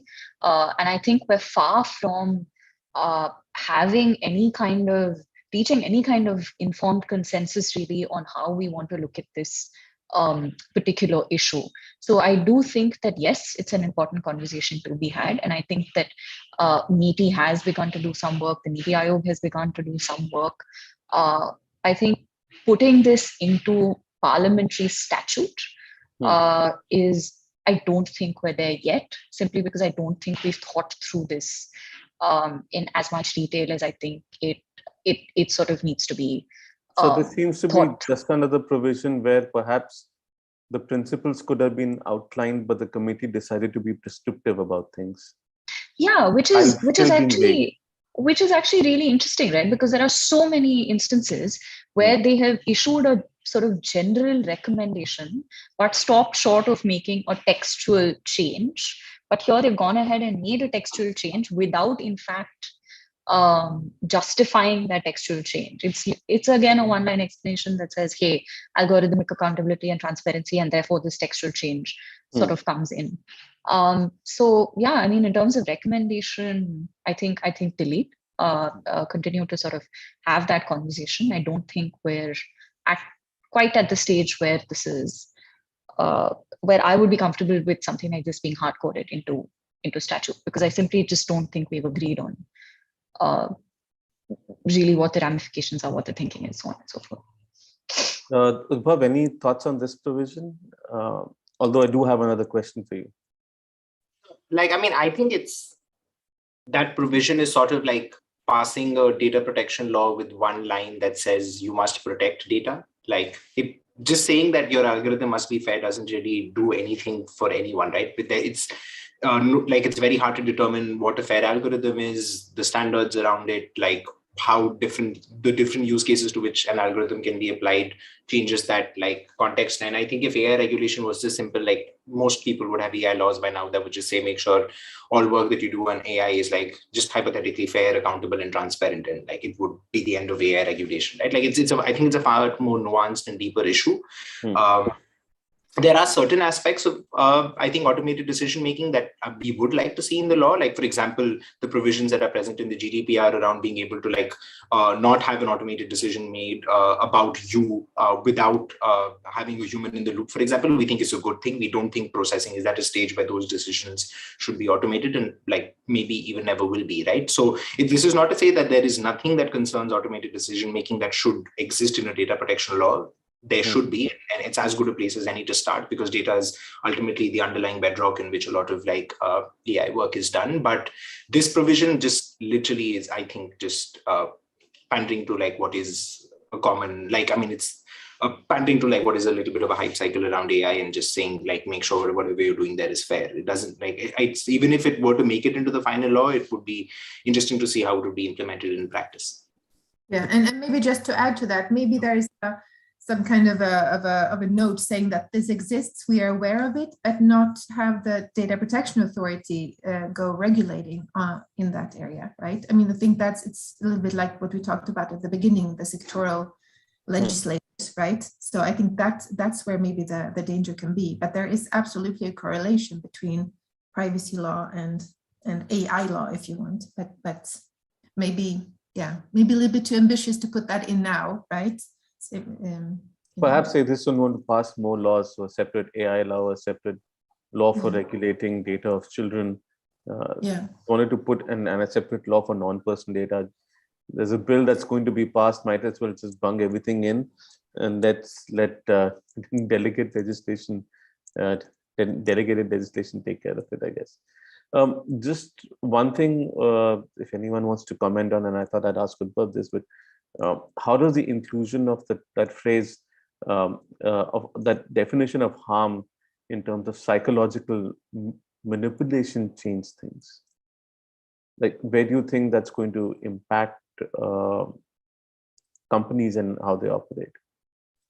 I mean, I definitely envisage like that definition being something that the DPA, if like even regardless of whether it stays in its current form, will have to come out with extensive guidance on. It's a pretty loaded term, and it's also something that we've seen other data protection authorities take pretty seriously when it comes to implementing the law.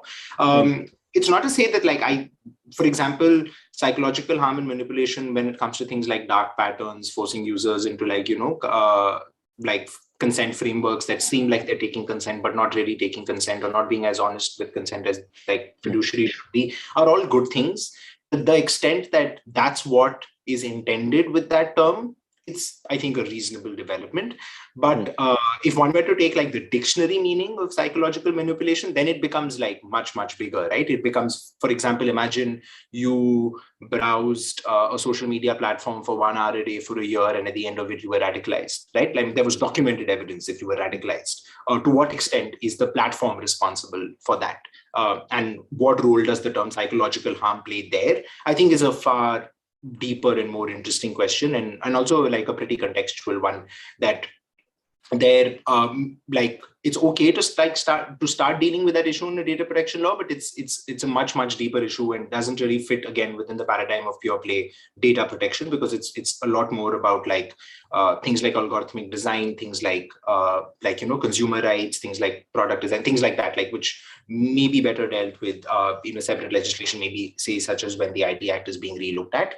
So yeah, that's my initial impression. If you had to rephrase this, how would you rephrase this particular clause? I mean, I would like define it far more narrowly, specifically to pertain to things like consent, right? Like like where dark patterns and manipulations take place on platforms, it usually happens fundamentally on the basis like around consent, which is when you are giving consent, like is that consent being applied proportionately, is it being applied fairly, are things being done with it that you wouldn't have expected when you gave that consent, are all different ways in which I think one could like cover, arguably not in the actual text of the law. So I think like removing the phrase from the text of the law itself, like the psychological harm phrase, and just trying to keep it and trying to make sure that when the DPA does come out with guidance, it's pretty clear that there are certain kinds of like ways to bypass consent that would constitute as causing user harm and therefore should be actively discouraged, is probably a better way to meet some of the good data protection related intent behind that provision. And maybe just to add to that, I mean, it's from just to draw the parallel with GDPR, there's no such term as psychological manipulation, but you have in the context of what we just talked about, the automated decision making, right? And also in the data protection impact assessments, right? If there is something that is more risky, those are kind of similar terms are being taken into consideration, but maybe there's also a correlation more with more vulnerable individuals, a vulnerable population, right? Maybe there's a link to the age gating that we were talking about. Older people, people with disabilities. But I think we need to understand what they mean by it. Yeah, what is the intention of this? It's as you say, Ulbab, it's maybe not for them to unless and until there is clear directions and specifications what we mean. It doesn't seem to fit properly within the privacy bill, right? So. Uttara? Just a super quick point on that. Right now, look, I'm not a lawyer, but when we were discussing this internally as a team, some of our legal colleagues were like, this definition of harm could effectively mean all advertisements, right? So I don't know. I mean, speaking as an ads business, and lots of businesses are ads-based businesses, right? This will have a pretty definitive impact there as well. And I guess, it's worth saying that not all advertising is bad. Medium and small businesses will often use targeted ads to get access to customers. Customers sometimes would prefer potentially, relevant ads to non-relevant ones as well. And in a sense, there is a role that digital ads play in the health of the overall digital economy. Right. So just wanted to call out that particular angle as well in terms of this just being a really, it's not a globally recognizable standard, so we don't know exactly what it means. Pessimistic lawyers could interpret this to mean everything, all advertising. And then that, and if you sort of take that in earnest and look at the impacts across the ecosystem, it's not great in general for smaller businesses either, or consumers, yeah. There is a, Richard's left a comment that says that concurrent audit is usually continuous audit carried out by any organization for continuous safety and security of transactions. Internal audit or other audit can be seasonal, essentially quarterly. Okay. Questions. Varun Behel talks about clause 36A, which exempts processing of personal data for investigation of any offense. Earlier, it was necessary for the purpose of this exemption to be specific, lawful, and clear, and now it has been removed. So what is the limit of the clause 36A? Can that also be used by intelligence agencies? Specifically, clause 36A is personal data processed in the interest of prevention, detection, investigation, and prosecution of any offense or any other contravention of any law. Bhav, Neha, do you want to come in on this one? I mean, the short answer would be, I think that, yes, I would be surprised if most intelligence agencies aren't exempted from the bill in its entirety anyway under the provisions and that the government has to let that happen. Is that a regression from the previous version of the law? Yes. Is it something that other data protection laws also contain? Definitely not to the extent that the Indian law does. Most laws have exceptions for investigation of, like a valid criminal offense, but there are usually more caveats around it, like the one that Varun pointed out in the question that even the India's previous version of the law had. But I mean, I think that in practice, when it comes to a lot of these we aren't really going to these provisions won't necessarily really kick in because to the extent possible, I think the government is likely to exempt, especially intelligence agencies, from the bill applying to them at all. Right, but it does create an unsafe environment for businesses to operate in, right? In the sense, any data can pretty much be accessed anytime, which is something which agencies have struggled with especially when it comes to global entities refusing to give access to data and asking them to take the MLATS process. Yeah, for sure. I mean, I don't know to the extent at which I think the only thing it will mean is that those global companies won't be able to use the data protection law as a defense when it comes to not sharing the data, saying, your own data protection law doesn't let you do it. I think that those obligations under which they have to follow the MLAT process will still apply to those companies because they're not Indian laws, but American laws. And that entire broader conflict of law situation and it impeding information flows that I made right at the beginning definitely would apply in this case. And it's not ideal for business for sure. So we had one confusion in the first panel, and Mr. Pandey and I were discussing about purpose limitation. Is purpose limitation still applicable here, or has that been diluted or removed? Anyone, Neha? Above?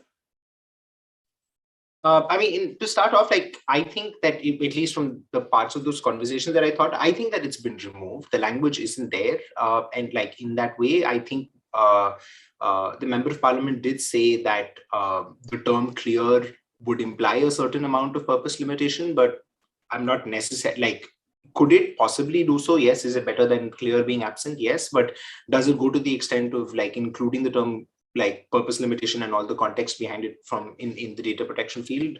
I don't think so. So it's definitely like weaker than like the 2019 draft in that regard for sure. Neha?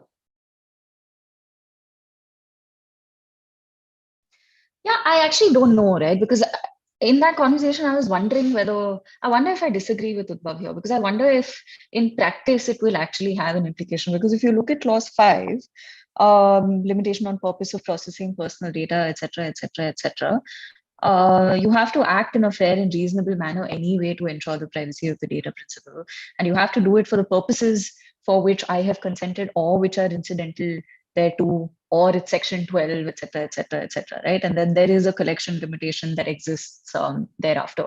So I think if you're looking at it in terms of just the principle of it, I don't know if in practice really how much has changed. Like the text of the bill has changed, but I don't know if it really makes a difference in practice and if that obligation has been diluted.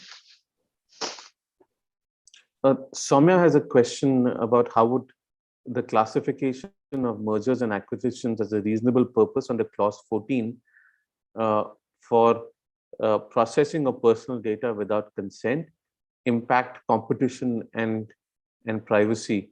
I suppose this is an important question from a startup perspective, Neha. Yeah, no, I guess so. But I mean, internally, when we were having a discussion on this, I think I'm not getting the impact of this question correctly. But for us, when we were reading it, it felt like it was a fairly sort of this is a question that comes up fairly often in business transactions, and therefore it made imminent sense for them to sort of add this. In any case, this will be something that the DPA will take a call on in deciding, whether or not, like when there are two companies that are merging, then do you really want to go call on this? Is the DPA? Yeah, it is a reasonable purpose, right? So it's not. Does the DPA even get involved here? It's not a reasonable purpose until and unless the DPA says it's a reasonable purpose, right? So this is stuff that the DPA may decide these are the grounds on which a DPA may decide something is a reasonable purpose or not. But when we were reading it, it basically was, business A is merging with business B. Of course, there is data that business A has and business B has. Are you really going to go and take consent from all of these individuals for the purposes of this transfer? No, not necessarily. So you'll probably if I may see remind you, this was the entire argument around the WhatsApp and Facebook case, right? Yeah, fair. But those are, I think the antitrust issue or the competition issue will continue to be there. I don't think this particular change I think this is more of a procedural thing that they have added just to make it easier for businesses to engage in this kind of corporate transaction, not taking away from, and I don't mean easier as like a loaded word here, because I thought I saw a hint of a smile, Nikhil, but I don't mean it as a loaded word. So I don't think that it takes away from the competition issues at all. I think those will continue to sort of be there, but at least that's the way I'm reading it. Ulrika, I don't know if I agree with you. I don't see the controversy either, but that it's, again, going away from the need to always get consent, which, that there are certain types of processing that can absolutely benefit from a legitimate way of processing, a reasonable way of processing, right? I completely agree with you. I don't see in this context any competition or antitrust aspect. It's more just to change exchange the data for purposes of exchanging the data. Other privacy principles will apply, obviously, right? That you only share whatever is needed, etc., right? But now we're talking about just the legal basis for processing it. That doesn't mean that everything else is gone, right? In terms of privacy protection, data minimization, or whatever, right? So any other issues that you would want to flag Anyone? Anything that we haven't covered, or can we go to recommendations? What would you want to improved, and how, and what would you want removed, and why? I could maybe start with just one point, right? I think the one thing that the bill has changed a lot. There have been over 100 changes since the 2019 version. To me, this is a brand new bill. The baseline has completely changed, and you're looking at a variety of new issues now because of the addition of all of these. We've already talked about the additional sort of new issues introduced into the bill. So I actually think that, I don't know, like fresh consultations would be in order. And I think that perhaps, it's nice for us to say, it felt nice to say that out loud. And I do think that the ecosystem would sort of deeply appreciate if MeitY and, the sort of cabinet, before being prepared, that stakeholders had a shot at, perhaps providing some feedback on this brand new draft that we're effectively looking at, right? So, well, given that the JPC actually didn't invite most of civil society in India to depose and mostly spoke with companies, I hope MeitY decides to do a civil society round at least. Because there were, look at it, right? Nobody got, apart from a couple of entities which hadn't been involved in previous processes, most civil society orgs didn't get invited. And I was, there was this, any recommendations now, Neha, for companies, what will make life easier and yet retain privacy? What needs to be changed, what needs to be done? I think some of the things that we were talking about earlier, right? I would sort of go back and look at data portability again, retain the trade secret exception, stop looking at the technical feasibility. Like, I don't know why the TPA needs to prescribe regulations on the basis of which a company must check whether or not something is technically feasible or not. I don't know how the TPA will do something like that, because this is such a subjective sort of case-to-case assessment. Like, I just fundamentally don't understand. The 8.4 that we were talking about, again, don't particularly see the need. Sorry, 8.4? Clause 8.4.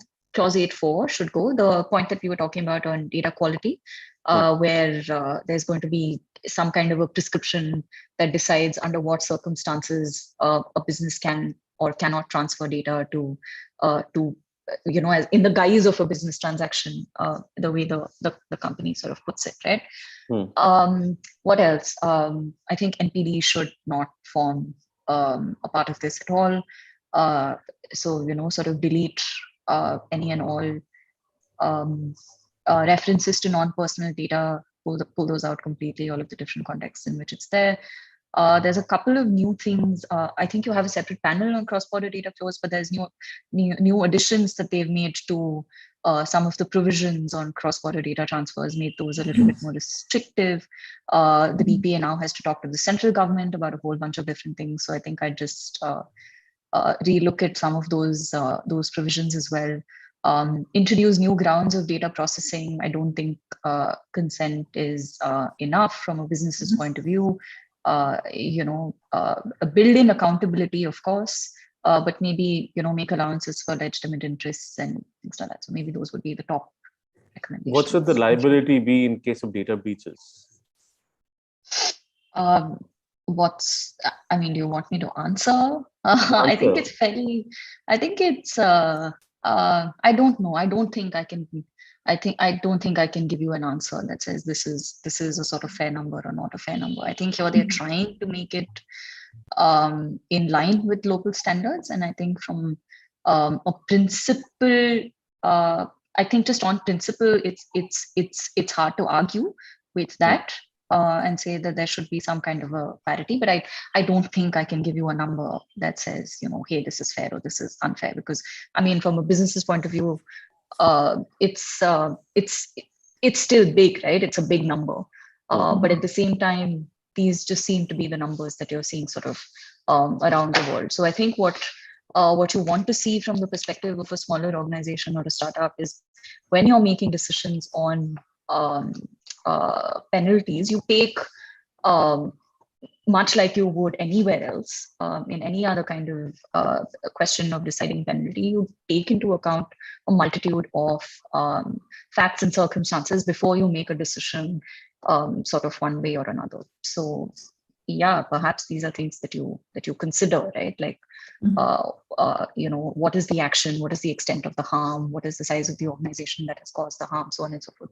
But I think that then these are just questions that get decided on a case-to-case basis, and I don't think it's possible or even desirable necessarily for parliamentary statute to be this prescriptive. So I mean, it's hard to argue with the principle that says you want some kind of global alignment on penalties, I think. Understood. Udbhav, your wish list?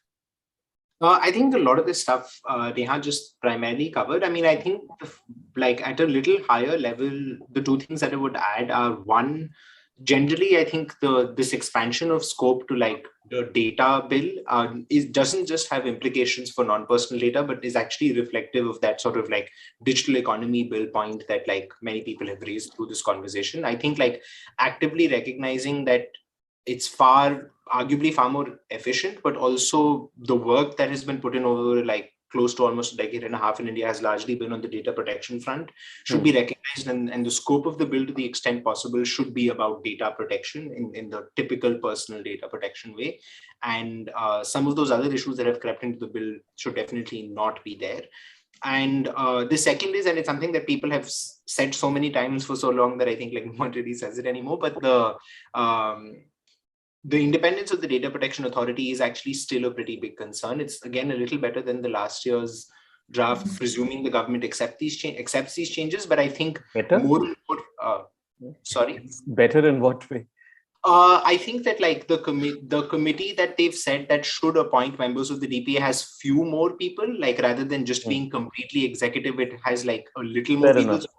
Like just a little bit, but you're clutching its claws. Yeah, absolutely. Like that's what I'm saying. You know, for something as important as that, it's pretty. But I think that ultimately, though, the reason that independent DPA is really important is because I think we are already seeing even the nerfed version of the DPA that does exist in the law. Like we are seeing more and more of its powers sort of like being taken away in like each successive draft to the central government, and reducing that in like the independence of the DPA will just makes it much easier that, you know, even when it does come into practice, even if things aren't really there properly in the law, like a lot of those powers will effectively be centralized anyway.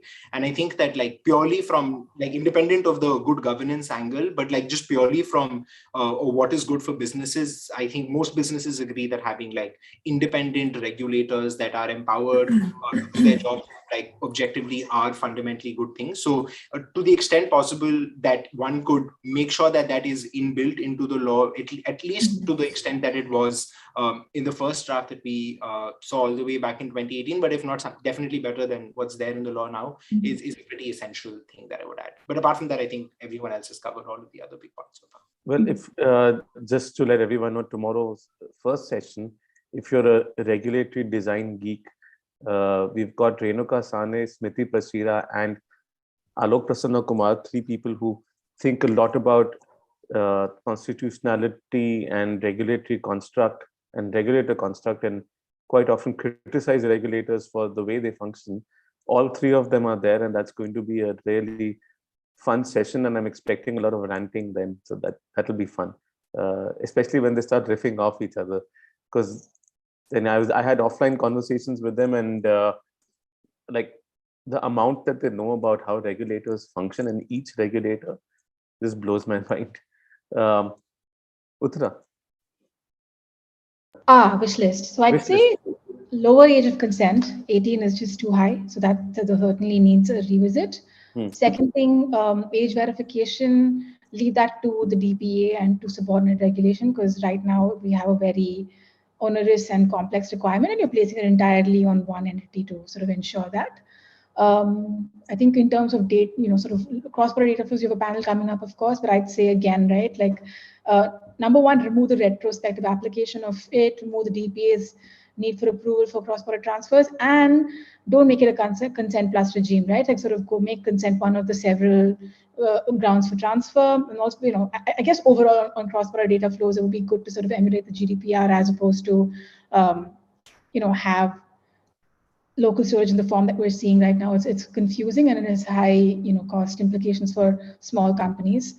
Apart from that, again, algorithmic transparency, remove that provision, allow the the Niti Aayog and media to sort of convene on that issue separately. Yeah, I guess like Neha and others have covered a lot of the other points as well. So I'll stop there, but these are the ones that stuck out to me. But I'm going to just add one more that just clarify clause 16.4, where it's really confusing because based on what Mr. Pandey said, it looks like all forms of tracking of children is disallowed.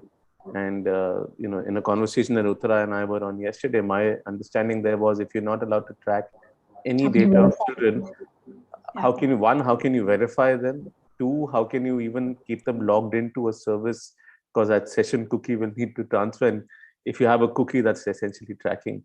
Unless Udbhav can correct me on that from a technical perspective, it's just contradictory.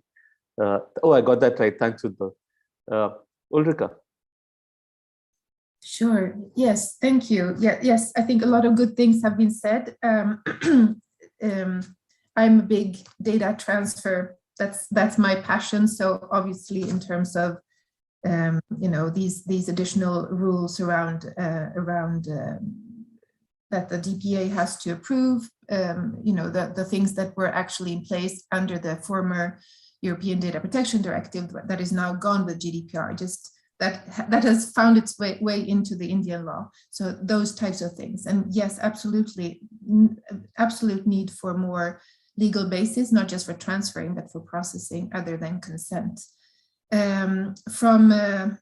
I think also I talked about the fact that we have non-personal data in this bill. I think should really be reconsidered because it's a little bit too premature, I think. But if it remains, it has to be clear what provisions apply to non-personal data. It's not clear.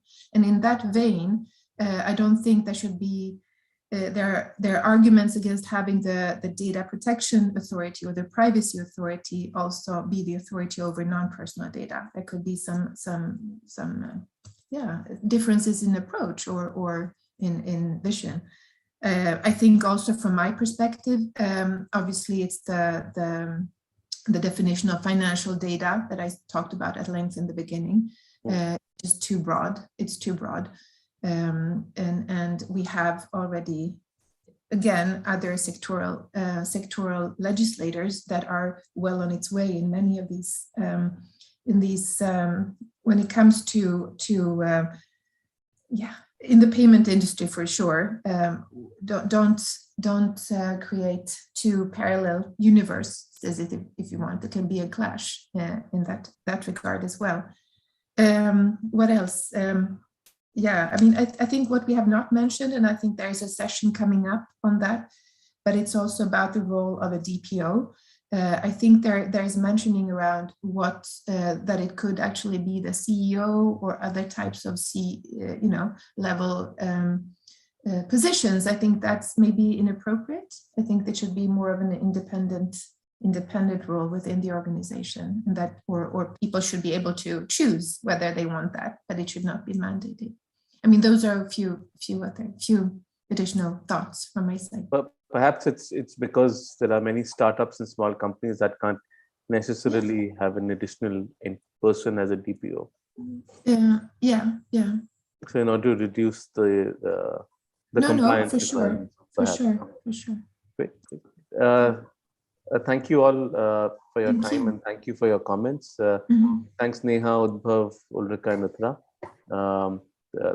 I'll hand over to Prasanto for the next session, which is on cross-border data flows, and hopefully we'll discuss adequacy there. Prasanto, and I would request everyone to please switch on their cameras.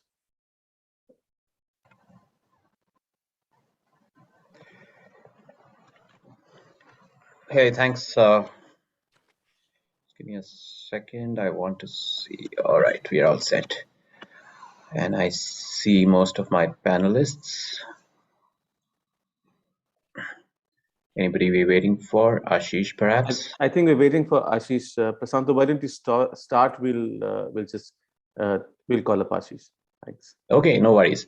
Okay, great to be here. And I think that was a great conversation. It picked up or it sort of gave us a few things that we will be picking up in this panel. Uh, Exciting area where, of course, I think there's a parallel discussion and debate and guesswork on when this bill is going to happen and whether anything is, it's definitely not happening unlikely to happen in the budget session. And is it, how far away is it? And then there's a 24-month period for, all provisions to be put into place. So it's pretty long haul, but that's good. I think rather than going with whatever, I think there's a general consensus that a lot of the stuff which has come up in the JPC report itself is interesting, but also questionable in terms of what it does. It did bring in a whole lot of interesting views and cross. I think pretty much all the relevant views were gathered and listed. So that is one thing good. But what they've actually end up doing with that is a different question. So I'm going to just quickly go into asking each of you your thoughts on this, and I'll just start off with a few things that I wanted to just kick off with. So we're looking at cross-border, okay, and the impact of cross-border. So cross-border, of course, there's adequacy and there's a bunch of things that have been defined here, but there's also cross-border is of course two ways. So adequacy is also two ways. So that's an interesting point. So I was, in this panel with an European Commission person, and I think the concerns that were brought up, which a lot of which are apparently internal kind of concerns and not really directly cross-border thing, including the entire set of exceptions for government and law enforcement, etc., raises questions of adequacy for the European Union and the European Commission as far as data flows to India are concerned. So that's one interesting dimensions when we talk about adequacy and cross-border flows and recognize that it's a two-way street. And we've got to see how that's going to work. And so therefore, things like the exceptions and the independence of the DPA, which has been discussed in the previous thing also, which is not on the face of it a cross-border issue, affects potentially the perception of adequacy and therefore potential restrictions on cross-border flow into India or for processing. And that's of course that's important. And Ashish, I'll come to you later on this. Clearly the whole India processes the world's data. India has a $200 billion services industry, half of which is BPO, and a lot of American data and European data and all that is processed. So clearly that is, I think, one area of concern. There are quite a few other things which I think we'll get into. The BPOs, there's some concern there, which I think will happen through exceptions. The contracts for cross-border, again, a lot of inputs have been taken in the committee. And if I were to just, jump to what the JPC has put together, I think every right sort of input is there, including at the end, the fact that, or the suggestion that every contract or intra-group scheme appears to need some sort of approval, and these are confidential contracts and so on. So there's a very good suggestion that each contract or intra-group scheme should not need approval. It should be done on a model basis.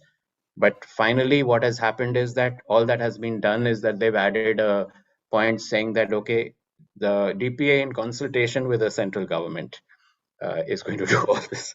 So that addresses nothing about the capacity concerns or anything else about confidential contracts, but adds another. So there is a bunch of things here. So I'm going to go straight into asking each of you to maybe just for the first 3 to 4 minutes max, because we just want to get straight away into discussions after that.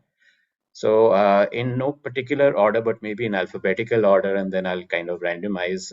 Ashish, if I can ask you, what's your sense of industry concerns about both the bill itself and its draft form that, of course, has been known for a long time, and now we have the JPC report on it. So some quick thoughts there. Yeah, Prasanto, so when the JPC report first came in, right, so I was expecting an avalanche of queries from the industry or concerns in line, like within few hours, I should be boxed in with a lot of queries, but there weren't any for the first like 24 hours or something. And it's also because, in a sense, what is really new in the bill in terms of making progress from an overall perspective. I think so that is something that we can talk about a little bit more. And industry has over the last 3 years kind of data localization. It has been done in so many ways that it's not new, the fact that it still carries forward. But I think the message which we want to highlight from an industry perspective is that it seemed to continue to by default assume that storage of data in India is going to be a kind of the solution for data protection. And in that focus, what it does is that it misses the focus where is probably required, which is on investing in the transfer tools part.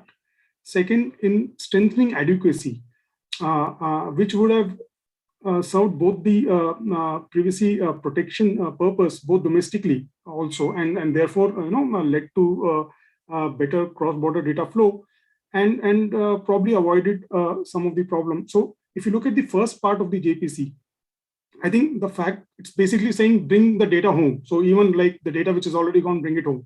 So it makes it very difficult to take that first part of the JPC report seriously on that count. Similarly, something like storing data in India would encourage more data centers in India. It's clearly like missing the woods for the trees, and therefore you can't really build an argument out of that.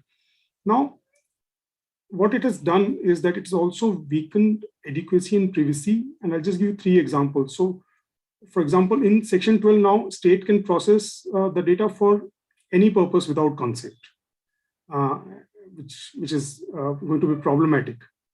Earlier, the PDP required that the purpose for any processing should be specific, lawful, and clear.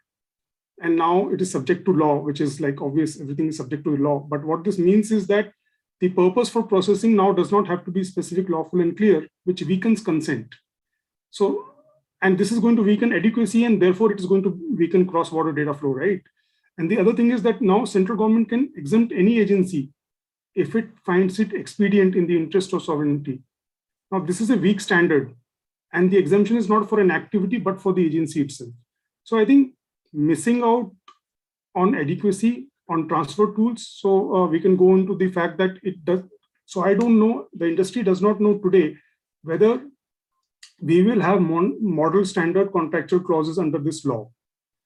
So somewhere our sense is that the report has probably thought that a model contractual clause is some tool to bypass the law instead of a tool which enables the law to be enforced when the data is transferred overseas. So I think that's the larger point. So we don't think that you need to compromise on data protection or national interest or any of the other interests, and therefore we need to restrict cross-border data flows. I think both can happen, but that is the balance, I think, which the report and the government seems to be struggling with at some level. And if we can at this last stage arrive at some balance in that, I think that would solve pretty much a large chunk from where the industry is concerned. So I'll probably stop here, Prasanto, and we can come back later. Okay, some terrific points there, and we will take up some of these. Localization, of course. Now with data localization, we all know that the waters were tested in the financial and payment sector. April 6, 2018, the RBI notification, kind of tested the waters, and a fairly hard localization happened. And I think I just want to mention 2 things there. One is that they simply did not step back. It was fairly clear in the direction that they were going. We didn't see a lot. We of course saw some pushback and so on, but we didn't see, for example, reciprocal action from other jurisdiction. And I'm just wondering that with the expansion and the widening of this whole thing now clearly across every possible sector, and a closer scrutiny of this and looking at adequacy and whether the reciprocal adequacy is adequate, so to speak, is that going to change? For example, you have jurisdictions potentially looking at reciprocal action, which of course leads to an ultimate fragmenting of the internet and the networks as we know it and so on. And I think the second point there is on the processing part, where processing is not strictly banned, and India processes, cross-border processing But what we've seen in the payments part is the way it's structured, that, data to be stored only in India, data to be deleted after T+24. A number of card companies have been banned because of difference of view about when exactly data is being deleted and so on. So effectively, the only way for them to operate it is actually move processing on soil in India. And that is probably the direction we are going to see across all sectors where, this applies to sensitive personal data and or critical personal data. So in other words, we're going to see a situation where processing is effectively discouraged of soil, because to comply, you actually ideally need to process here. So that's an interesting point, which may again trigger questions about reciprocal action. Jyotsna, could I come to you for your thoughts on this? Sure, thanks, Prasanto, and largely agree with what you and Ashish said. And I mean, it's sort of sad to say this, but it does seem like we've all reconciled that this sort of a localization mandate is going to continue to exist. Earlier on in the consultation process, I think there was a fair amount of response in terms of using alternative mechanisms to still safeguard what the government wants to do in terms of security and privacy, and even use of the data in that sense and benefiting the economy, and using other sort of mechanisms like Apex, EDPR, free flow of data, etc. But clearly they haven't really managed to convince the government in that sense. So no surprises there. And in just my reading of the JPC report, while you're right, they do consider several aspects in relation to data localization. If you see what is actually transformed or translated into the proposed edits, it's only made it far more restrictive. And I think one important point, and what is going to be interesting for me as someone who's probably going to assist in the implementation of this, is what the localization requirement really does mean. Because if you look at the language, and I know that we've all been taking the view that it could be store a copy, real-time copy, mirroring the data. But what it says is that it can be transferred outside India, but should continue to be stored in India. Now, does that mean they're allowing for just permissibility to process outside but bring it back? Does it mean that they're talking about a copy? So I think in that sense, from a compliance perspective itself, a lot of it is up in the air. And I think, as Ashish rightly pointed out, the industry is now fairly familiar that this is going to exist in some form or the other. We're seeing it in sectoral regulation. We're seeing it in contracts with the government. But what the data protection bill does is bring it about in a very expansive manner, right? Coupled with the fact that we have no certainty on what sensitive personal data really is, because the central government can notify an additional data set as sensitive personal data. We still don't know what critical personal data is. So I think in that sense, from a compliance perspective, a lot of it is still up in the air. There's a lot to navigate. Even just isolating these data sets from others are, capabilities that everybody needs to build in. And aside from compliance, I think the other important point is what you all were mentioning, which is adequacy. And if you look at what we've already been facing, we're already under the lens. On the back of Schrems 2, every sort of data that comes in from the EU to here needs to undergo a transfer impact assessment, right? And for that, we need to be able to demonstrate that all of the essential guarantees are actually upheld.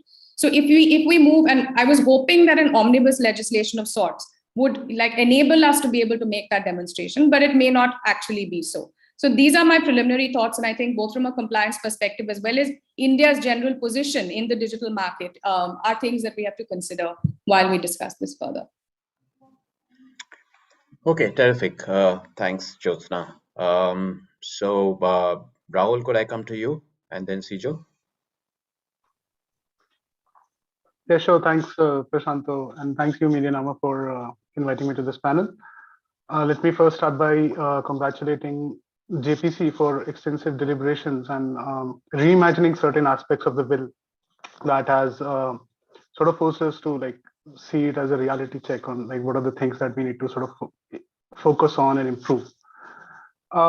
In that context, when we are discussing cross-border data flows, and Mr. Ritesh Pandey and also Prasanto also highlighted that we need to look at it from two different angles. One is the inflow of data, and second is the outflow of data.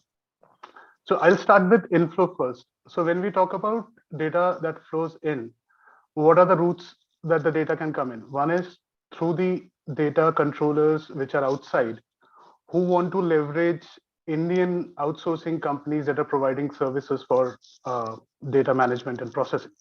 That includes the the IT BPM industry. It could be cloud service providers. It could be anyone who can providing those services, and that enables data to flow inside India. And it was really nice to see Mr. Ritesh Pandey also talk about the fact that a lot of members in the JPC also talked about this as an opportunity. It's just not in compliance issue, but also as a growth indicator, as a growth lever for growing the Indian digital economy. Related fact to this is when we talk about data that flows in.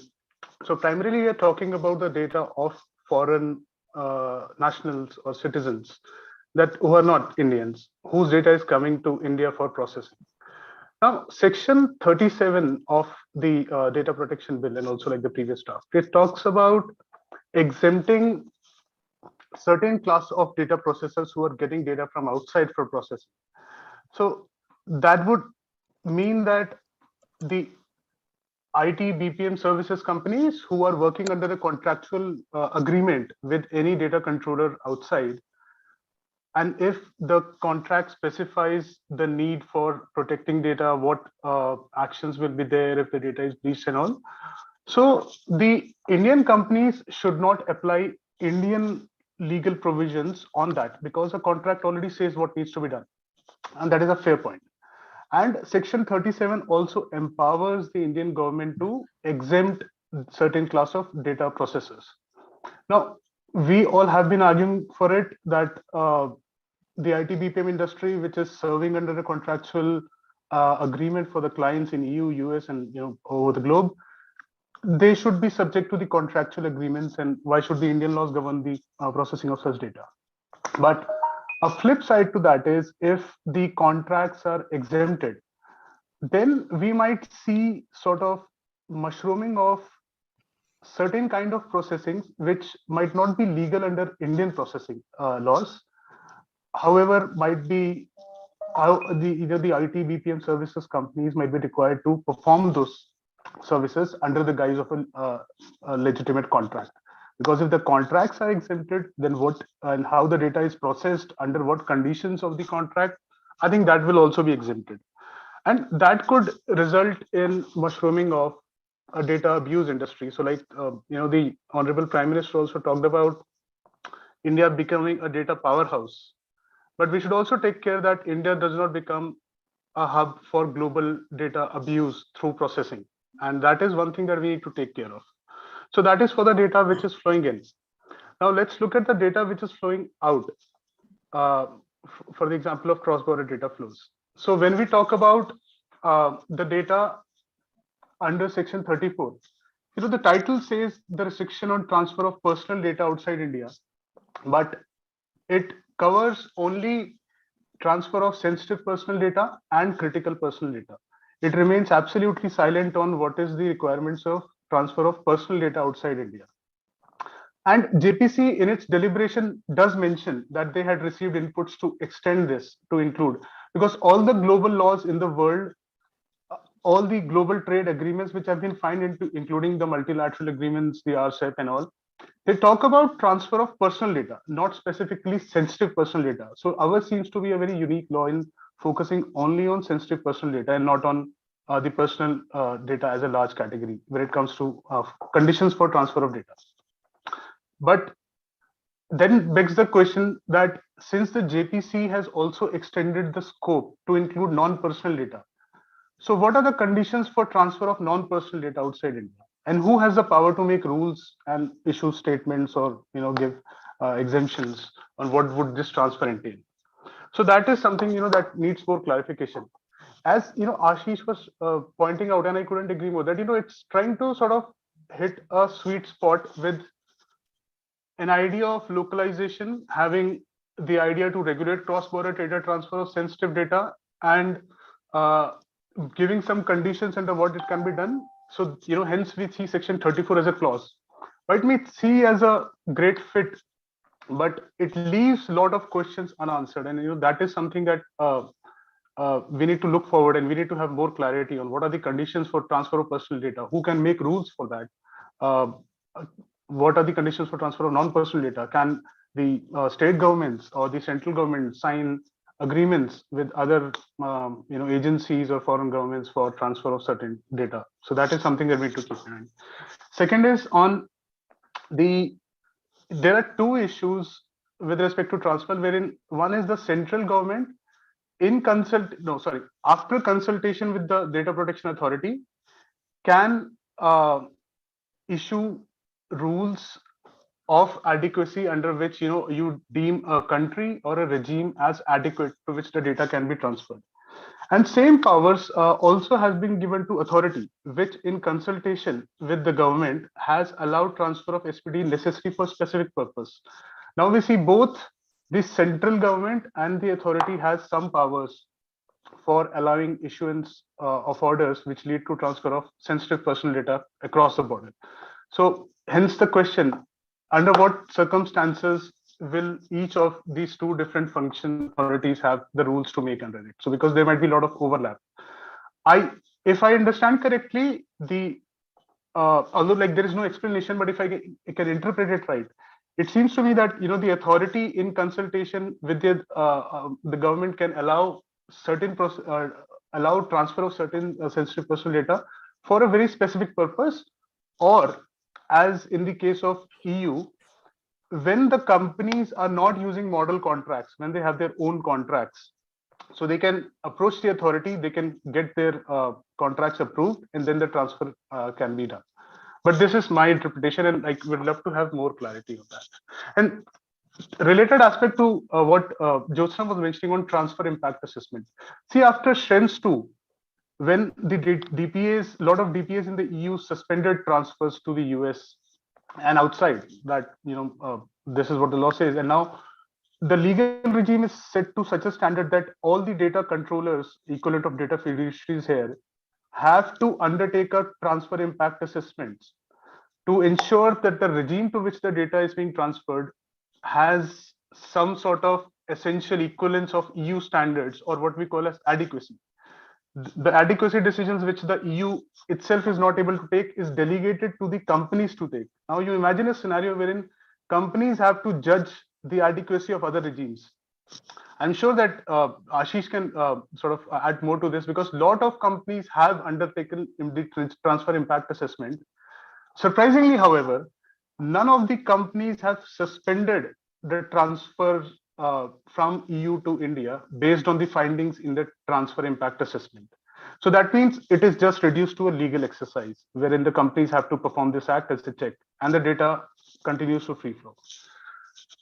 Second, Prashanto, if I have more time, I would also like to add something. If you can I have a minute, or do you want so to what add I'll do is I'll come back to you. Cool. I want to pick up quite a few of these points after just running through several things that you mentioned. I mean, on clause 34 also, it is not clear to me what is the process for which this contractual agreement that the DPA has to go through in consultation with the government. Is it contract to contract, looking at confidential intra-company contracts, intercompany contracts? Because after all those inputs, they finally just added that in consultation with the government. The second thing is a number of the points you raised, including on this processing of and abuse of possible exceptions to this. This is interesting, and I'll come back to you for some examples of this, because the question is, right now that exception is not there, and I think it was clause 2 or whatever, which actually says that everything is covered, and the moment data is processed in India, it is covered by this act. And they've just added the word stored to that. So now if data is stored in India, processed in India, or acquired in India, it's covered by this act. And so therefore, what is the kind of exception? Without an exception, the BPO industry can't work. So there has to be an exception or an exemption that is given to that. And that needs to be fairly simple if it goes into straightforward. So I'm going to come back to this point, which I want to actually address to all of you just after this first round. Shijo, all yours. Thanks, Prasanto. And I think that sets a very good context for the conversation. So in terms of, let's say, where we are from a data protection standpoint, I think one positive I would probably still take away is the fact that this is a very clear acknowledgement of the fact that we are moving into a data-based economy, so to speak. So these are the first steps in that particular direction. So that's one part of it. And to build on to what Jyotsna also mentioned, right? Independent of how we view the data localization norms coming through, early on itself, Justice Krishna Committee itself has outlined some of the reasons why data localization is needed. And some of the premises we could still debate on better implementation and everything. But the fact does remain that there are certain, from a data sovereignty standpoint, there are certain concerns which government would want to probably address. To that extent, I think the data localization norms is a continuation of some of those early findings as well. What is unclear, and I think that's also partly where we can discuss and help understand and develop a better point of view. Some of these aspects are not clearly laid out. A lot of it is left to, let's say, a DPA at a later point in time to come out with draft guidelines. So be it the adequacy norms or be it what exactly constitutes critical personal data. So all those are not exactly defined. And even from an applicability standpoint, if you look at exemptions at this point in time, right, they only mentioned a very cursory line saying that people who are doing manual processing are exempted. But if you take an example of even a young entrepreneur or a young small team working on something as simple as, let's say, a Google Docs sort of a platform, right? Suddenly it complicates matters. Most young founders, most young startup teams won't even exactly know where their data is residing. Much less exactly qualify what exactly is personal and critical and everything, right? And just to build on to what Ashish said, so one way to understand why people have not been reacting and responding is the fact that, hey, maybe there's not a lot have changed. But I would probably also take the view that there is certainly a lot of awareness lacking, especially with smaller companies and younger companies, how much it's going to impact them or what will the impact likely to be, right? Almost most of the popular discourse that we've been hearing and speaking about has been around the rights part of the issue. How it's going to impact businesses, I think there needs to be a much more a stronger conversation around it. And there is every reason for us to be anxious, right, as businesses, irrespective of the industry that you are in, right? So on one end, I think the policy framework, if you read through the language, a lot of the concerns, there is provisions to address concerns. So there's nothing stopping giving an exemption. In fact, if you look at the JPC recommendations, a lot of the recommendations just talk about and address some of the concerning points. One being that there has to be sufficient investments into awareness building, sufficient investments into capacity building. There has to be a very, very phased implementation also, so that people have time to get adjust to it. In the short term, it's pretty straightforward that it's going to increase in compliance costs or even cost of operations, right? So let's say the scenario that I mentioned earlier, if I work with cloud-based tools, suddenly I'm always at a risk of not exactly following localization norms because I don't have my visibility in terms of where my data is stored. But let's say in the ideal reality that these services come out with data localization compliance services for India, similar to GDPR compliant. Even in such a scenario, that will be offered as an enterprise pack or something like that. So the cost of playing around, cost of innovation, all those multiplier impacts will be there. So there are areas, as all of us rightly said, we need to develop a lot of clarity on. And I think one view here is, this will be a starting point. I would probably say this conversation, consultation will need to happen over a period of time because space itself is evolving a lot. A lot of the practices and everything will need to be, adopted accordingly. So this will be the initial thoughts around that. I think a lot of focus will also need to go into how do we as a country also, right, make sure that adequate data, infrastructure is also there, right?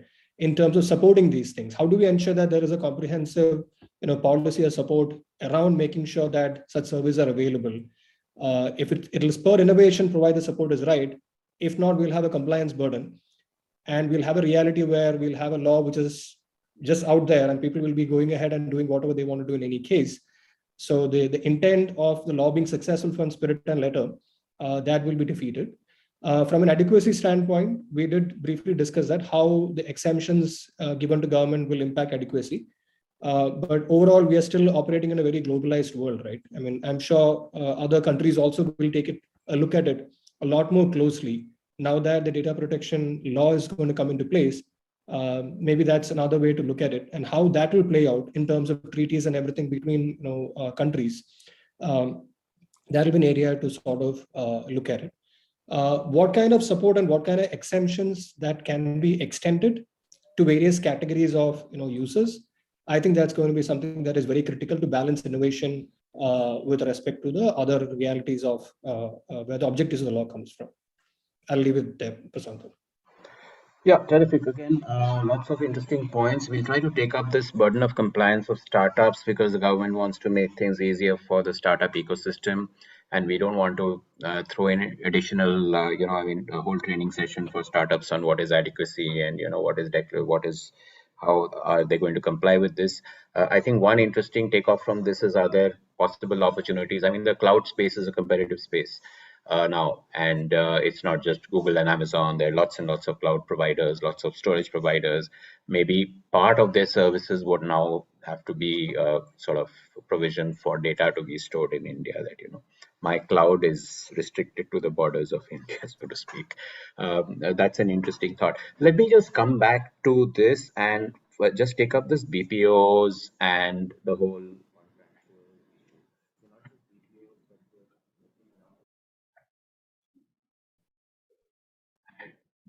of the BPOs. I mean, there's some connection and interrelation between the two, the applicability of these laws. So, I'll start with maybe Ashish and then Jyotsna on this. So, is there a concern there about how that exception or exemption will be handled?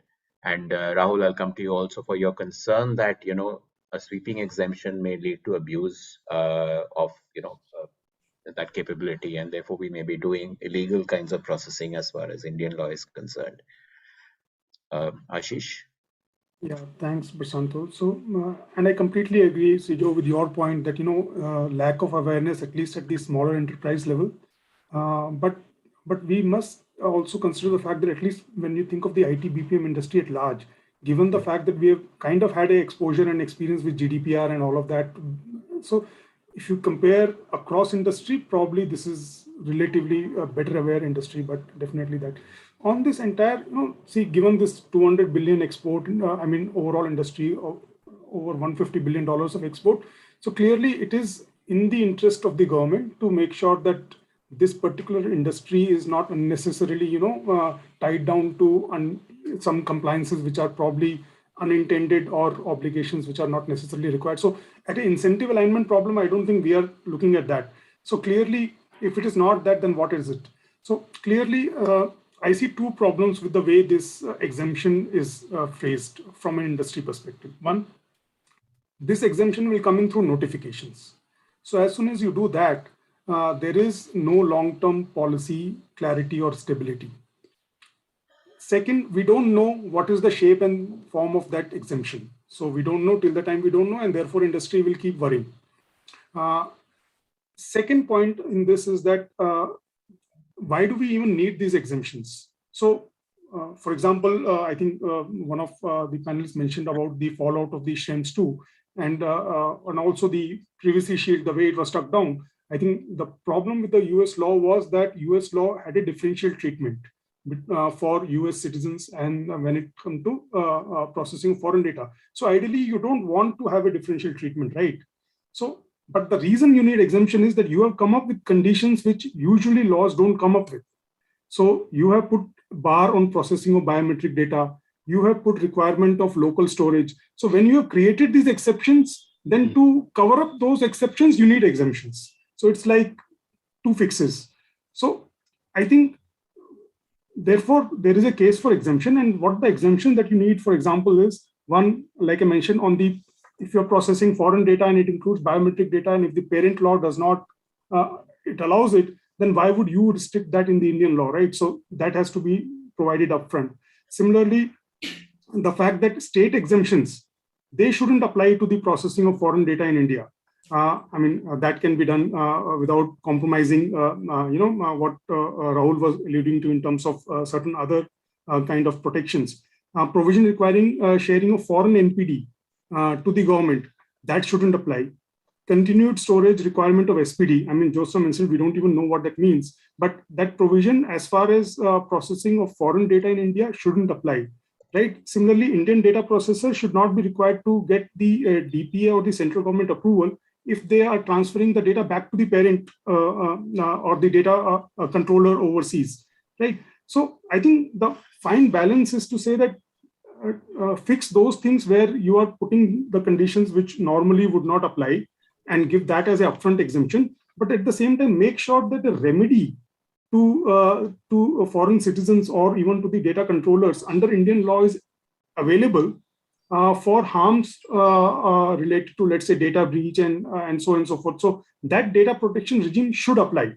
Now, given the fact that we have an exemption, which we don't know the way it will play out, it is doing these two things. One, you are hurting the Indian export industry by not carving out these exemptions upfront. And second, you are potentially undermining the adequacy also, because you are creating a space for exemption, which can be also viewed from the fact that the foreign data may not enjoy the protection which it supposedly should. So I think this is a low-hanging fruit. I would to think that if the government, because we are not colliding the national interest and strategic interest and data protection and all of that, right? This thing, to us, it seems straightforward. So this is one thing. And the second thing, if I have a minute, which I want to probably also mention, is the fact that, see, the reason why the cross-border data flow is becoming also problematic is the way we have classified sensitive personal data. We have mixed up sensitive with important. So official identifier is not sensitive. Financial information is important, but not sensitive, right? Health data is sensitive, but data in relation to all health services is not sensitive. So, for example, if I'm a large hospital, part of an international chain, and I'm processing a patient's application, right? So I'm capturing some ID, some mobile number.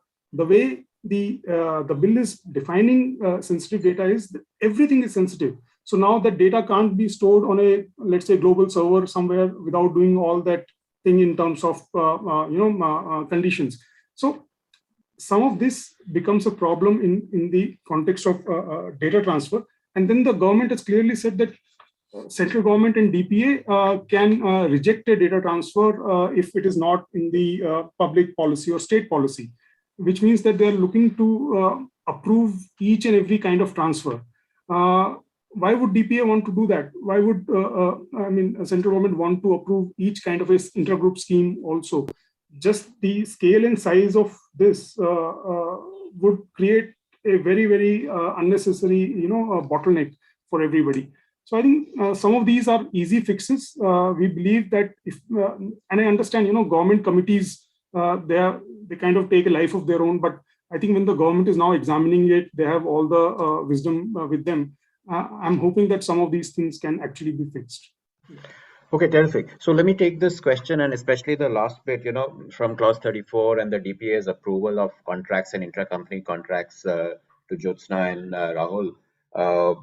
It clearly looks concerning that, confidential contracts, etc., have to potentially be reviewed now not just by the DPA, but DPA in consultation with the government. So what is the best way of doing it?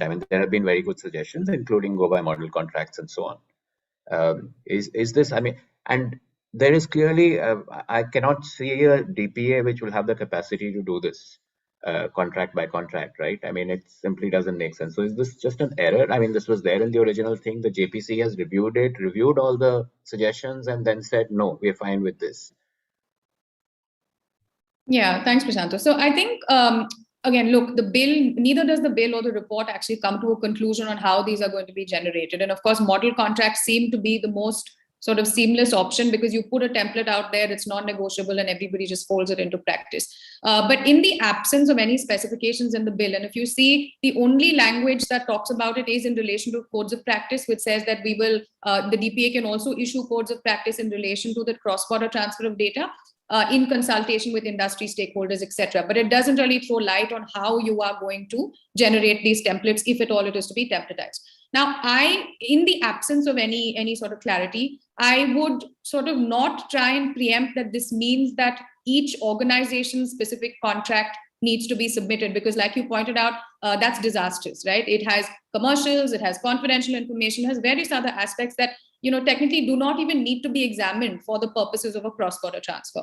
And so what I'm hoping is that in the absence of clarity, and much like a large part of the bill borrows from the GDPR, that what they mean by these intra-group schemes and contracts are actually the equivalent to BCRs or SECs, right? And the way that GDPR does it is BCRs are in fact internal policies that organizations can develop and then submit it to the authority, which is still not the government in that sense, to be able to sort of just have it approved. And the other option is SECs, which is a model contract. And those provisions are non-negotiable. And that's published by the Data Protection Authority. So, I'm hoping that given that this has not been firmed up, that's what it will go to. And if there is industry consultation, I'm quite sure that, everybody is going to strongly move away from the idea that each contract needs to be submitted. That's going to be, like I said, compromising strategic interests of companies, but also extremely cumbersome. There's no capacity to review every single contract. So I'm hoping that it will come into a more templatized manner of implementing this as opposed to getting into specifics. But you're right, as in right now, nobody knows, and I think it is a cause for concern until some clarity is actually provided. Okay, great. So I want to just come to Siju briefly and then Rahul to you on both this point as well as your earlier point on this exceptions which needed to be handled carefully. Siju, do you have a view on this, how this, this approach of actually validating contract by contract and including intra-government contracts? So I'll just build on what Jyotsna just mentioned now, right? So currently what we don't know is how that process is going to be like, right? Now, on the extreme worst case scenario, we can imagine that that's going to be bureaucratic sort of a process, right?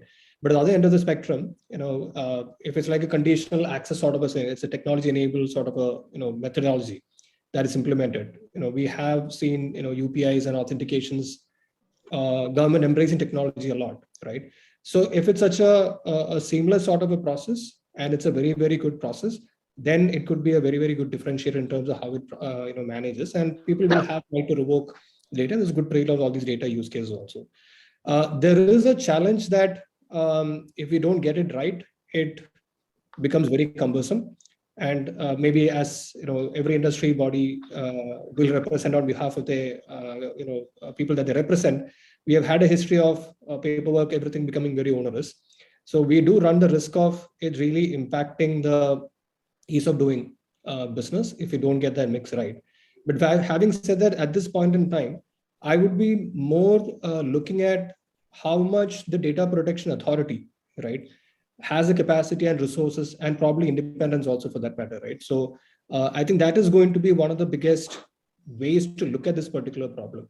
Now, as Ashish said, the nervousness and anxiety comes from the fact that there could be notifications, it could be very quick one overnight, there could be some notifications or not. And all those will actually go back into the credibility of the organization that oversees it, right? So I don't expect RBI to behave in that way, the way it's functioning, right? And the way it's shaping and how important data is going to be. The DPA will probably play as significant role as RBI does in the economy, right? Because data is going to be one of the biggest tools, so to speak, be it market dominance, be it competition, and everything like that. So that is the kind of significance DPA as an organization is going to get into. And the anxiety, uncertainty, or the certain part that are left not clarified in the document is also the areas where we are getting the uncertainty. So over a period of time, the trust and faith in the DPA, not just by people in the country, but also by global counterparts also, will be one of the biggest significant factors. Is there going to be a committed effort and a political resolve on the part of the government and administration to strengthen that, maybe not the starting point, at least over a period of time, right? These are in a very in a formative stage as well. But if you look at the significance and the importance that DPA has, a lot of our anxieties will be tied to how we see that functioning also. So even specific to this particular case of actually taking approvals for each and everything, the nomenclature that they develop, the standard operating practice that they develop will determine how complex and cumbersome it's going to be. We have a single window sort of mechanism that works with states. In some instances, it's just a window, several windows inside a single window. But in some instances, actually works as a very, very brilliant single window as well. So a lot of it goes into the implementation part of it, which we don't have enough data or information at this point. So anything going beyond that will be speculation. But getting it right is a huge opportunity. Getting it wrong could impact the ease of doing business a lot. Okay, thanks very much. Rahul, over to you. Last words on this before we move on to a quick bit on the data localization part. And also if you can give any example of the kind of abuse that you mentioned and how would you approach this exceptions to the applicability of this, for all data processed in India, which affects the BPO and other industries and sectors. Right, thanks, Prashant.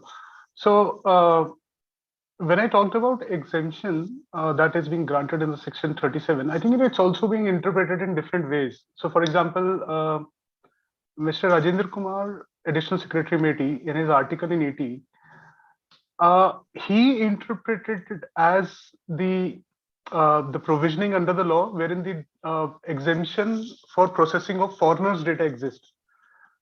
The law does not say whether foreigners' data is exempted for processing or not. The law, section 37, simply says that certain class of data processors who are working under contractual agreement can be exempted through a notification. And the point of concern here is once you exempt the contracts, then the companies are free to sign any contract. And if there is if the data processing / abuse is inbuilt as part of contract and that is given an exemption, there are no checks and balances to it. And that is the point of concern that I wanted to highlight, that we need to have that Indian organizations, irrespective of data processors or contributors, they need to have certain moral principles or ethical principles for processing of personal data. And that should be in line with what are the requirements listed under this act. So even if the data is of foreigners, I think we should not leave the scope that there should be a situation wherein the contracts are being signed between two entities, between Indian companies and others, wherein the processing and abuse is happening. For example, child pornography or whatever. Like there should be no unlawful processing. And I don't know the exact way on how to do it, but some sort of requirements that the Indian companies who are signing the contracts for data processing should adhere to certain standards in mind while processing data. And second, on the point on like the cross-border data transfer that we were discussing, I mean, there is this lot of confusion also when you talk about whether you will need to get a single contract approved by a data protection authority, or will it be like a model contract? While I think Jyotsna also brought this up, section 56Q empowers the data protection authority to reduce code of practice for transfer of personal data under section 34. But the problem is also that section 34, the title talks about transfer of personal data, but it only discusses sensitive personal data. So that dichotomy, under what provisions, under what statutes can these provisions be introduced by either DPA or the central government? I think we need to have more clarity on that. And second, on the point on adequacy, I think you mentioned it twice. There are no clear interpretations on what is essential equivalence or when it comes to adequacy treatment. So for example, even for the EU, now how the EU law is based is that EU has a data protection regulation that is applicable to all member states. But the national security laws, the criminal procedures, etc., are confined to each and every member states. And EU does not have a jurisdiction over every member state related to that. EU courts have, EU as an entity does not have. So that leaves every EU member states to have their own laws related to processing of certain data with respect to national security purposes. In that context, in that varying degree, what essentially is an essential equivalence or an adequacy which is being guaranteed? Now, India and EU in their last joint statement, which I guess was released earlier in July or June 2020, they have expressed their desire to conclude or have a dialogue on reciprocal adequacy, wherein the India recognizes EU as adequate and EU recognizes India as adequate. This is a similar provision, and there is only just one example wherein EU has done this with Japan.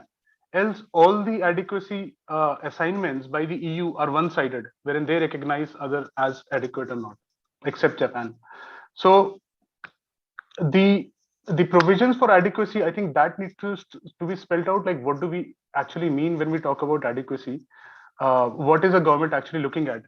And in that context, under section 34, if like I saw a new insertion wherein it says that the central government after consultation with authority has allowed transfer to a country or certain class of entities in a country or international organization. And I'm talking about 34(1)(b)(3), wherein this new clause has been inserted that such sensitive data shall not be shared with any foreign government or agency unless such sharing is approved by the central government.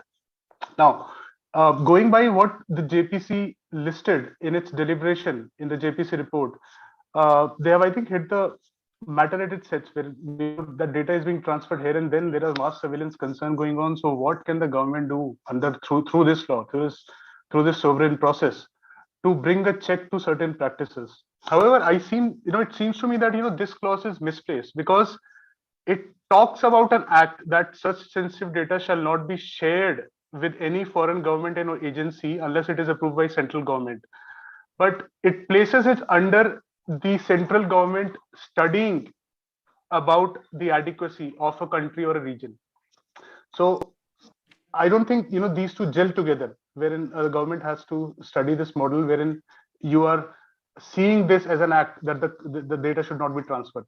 And this seems to be from the discussions of the JPC again in the report, that this is a clause which is meant for the countries, like the foreign governments, that they should not share the data with any foreign government or agency. However, it would be also appropriate if this also applies to companies, wherein no company should also approve it with any foreign government or agency unless it is approved by the central government. So that is something that we should also need to look at, the placement of this and how do we appropriately frame it. Right. Yes. Okay, I'll stop it. Okay. So great. And I think a number of great points you've raised up there. If we had time, I would take up all of them, but at least one on the reciprocal adequacy. And while I want to just jump to the localization part. Can't hear you, Prasanto. Sorry, you can't hear me? Couldn't hear you for a bit. Your voice. Oh, okay. All right. Okay, thanks. Hope I'm clear now.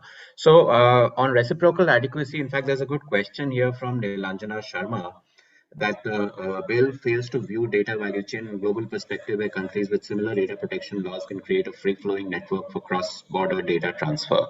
Thoughts? And I think Rahul was talking about reciprocal adequacy, which of course is a concern if the EU, for example, has concerns about the adequacy of India's privacy and protection laws under this thing, and access by government agencies and exemptions and so on. But any thoughts on this? And the other thing is that I'm not sure if we can really, it's very ambitious to look at a value chain, a global perspective with a bunch of countries. For example, Quad, maybe you could look at the Quad context and so on. But right now, even bilateral, even essentially looking at India, EU and India, US would be a very significant question if we can actually aim for something like this. So I don't know, any thoughts, anyone else on this? Jyotsna, Shijo? Is it possible to aspire to something like this within the framework of this law or associated with this? I think for sure, but unfortunately what the law is making us do now is to look at it in a very fragmented manner, right? Which immediately sort of defeats the purpose of looking at it as a global value chain. Because now you're trying to literally divide up the data, divide up the internet based on geographical boundaries.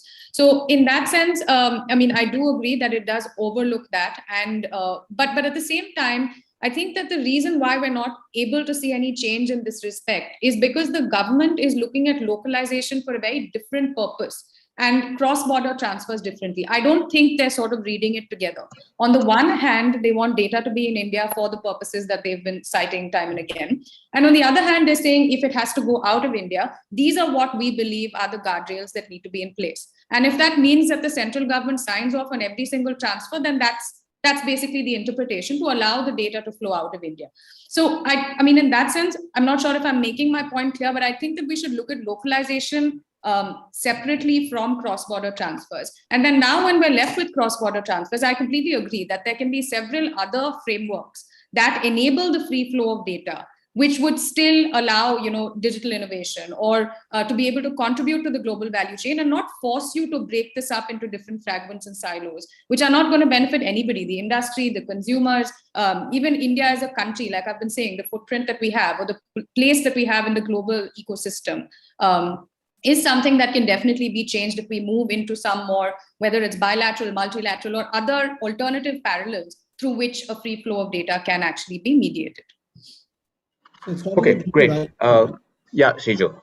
It's just the way if you look at the underlying, the architecture of internet also, right, from a data localization standpoint, right, we are looking at a very, very different reconfiguration of architecture as well from that standpoint. And the challenges that are manifold. In the best case scenario, we'll have compliance solutions and everything by which we adhere to these norms. But in the worst case scenario, we'll have a lot of companies deciding not to do business in India, right? We had the recent RBI regulation. We had a couple of companies saying that, hey, we're not able to understand how to comply with it. So in the interim, we're going to stop services to your country, right?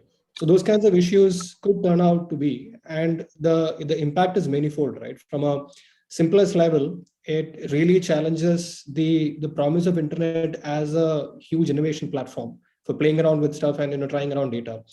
And everything, with the way the definitions are very broad, everything could probably come under even a simple Google form circulated for getting information or, let's say, salary levels or whatever, or even gender for that matter, will definitely come under the purview of this particular localization law. So from that standpoint, unless tools really take care of you, as an individual, you'll always be at the wrong side of the law. So those are risks that we'll run into. So it's as Jusra said, the government has a different lens from where they come from a data localization. But the challenges of making it happen is very complicated if you look at the way the web is also structured. Just to build on what Ashish and even Rahul said, right? A lot of it, the challenges are also related to, most of it is open to interpretation, right? So the law doesn't explicitly speak about foreigner data, whether we can process in India or not. That is open to interpretation. And we have one gentleman who's a senior bureaucrat opining that particular way. So that is where the jitteriness comes in from. It's open interpretation, it's arbitrary. And those are the concerns that really get reflected. But, and it definitely should be augmented by something like a USOF equivalent, right? I mean, for the telecom sector, for increasing service layers and everything, we have a USOF fund. An equivalent should be at least conceptualized in terms of getting people equipped, in terms of making sure solutions are available. Otherwise, we will have a situation where almost everyone is on the wrong side of the law, and that's not healthy for just any country for that matter. So absolutely, great points there, and I think your point also about companies and maybe entire countries also figuring out that they either can't comply or can't figure it out, and we've seen that in multiple arena of things, the intermediary guidelines, a lot of RBI norms. Last year, the disruption caused by standing instructions, which still hasn't been resolved on the cross-border side. There's a lot of cross-border stuff which New York Times said, oh, we can't figure it out, so we'll make subscriptions free for 8 months for India. But quite a few others have not been able to do that, and services have stopped. Nikhil, can I come to you? You have some questions, and actually there were some brilliant questions put together by the team, many of which we've not been able to take up, some of which has been covered. So I wonder if you want to highlight it. Thanks. No, actually, I think Sijo addressed one of my concerns. I was just thinking, okay, so let's say if I'm running a drop shipping business in India, I might be using, let's say, a Taboola for advertising, or if I'm, let's say, targeting the US market for drop shipping from AliExpress to the US, and I'm running this business out of India, I might be using, let's say, I might be using Optimizely to optimize my page. I might be using MailChimp to mail my customers. I might be using a bunch of other services to identify products for drop shipping. I might be using, let's say, PayPal as a payment gateway. In that sort of a global context, how exactly does this work? Because financial data is sensitive personal data here, like I know folks who are running, let's say, like if you look at Gujarat and Ahmedabad in particular, is a hub for all sorts of WordPress developing outfits that create many of the best themes globally. How does all of this survive a data localization mandate? Like, how will those transactions actually take place is something I don't understand. Will they actually be able to function? Just to add on there, right? Even the financial data, it just kept a very broad provision, right? So even storing a bank account detail, also qualify as financial data, so to speak. So that also is very, very broad provision.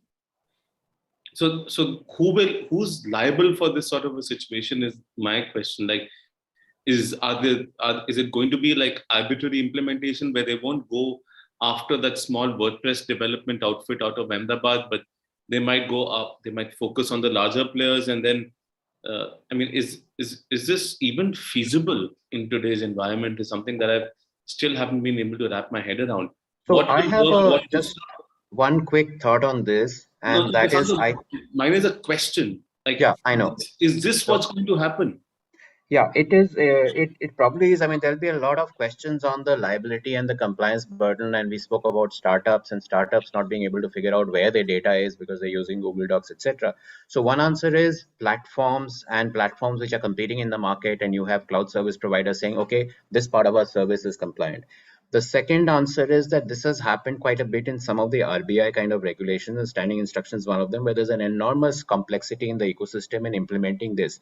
So what's the answer that's been found? You have one or two platforms which have said that, hey, we are PAPG, we are payment gateways which are completely compliant with this, and come to us. So if you get on to build a SI hub, or you get on to Razorpay, whatever the name is, then you'll be compliant. So merchants go there, acquirers go there, issueurs go there. At scale, the number of tiny little services that a startup uses from across the globe is immense. Everyone uses a different set of services. Something you might have gotten a lifetime deal on an AppSumo, right? That complexity is enormous. So, Nikhil, if I can just come in, and just an analogy. So there is something called an OSP in telecom as a category, and till last year, the situation was that people who had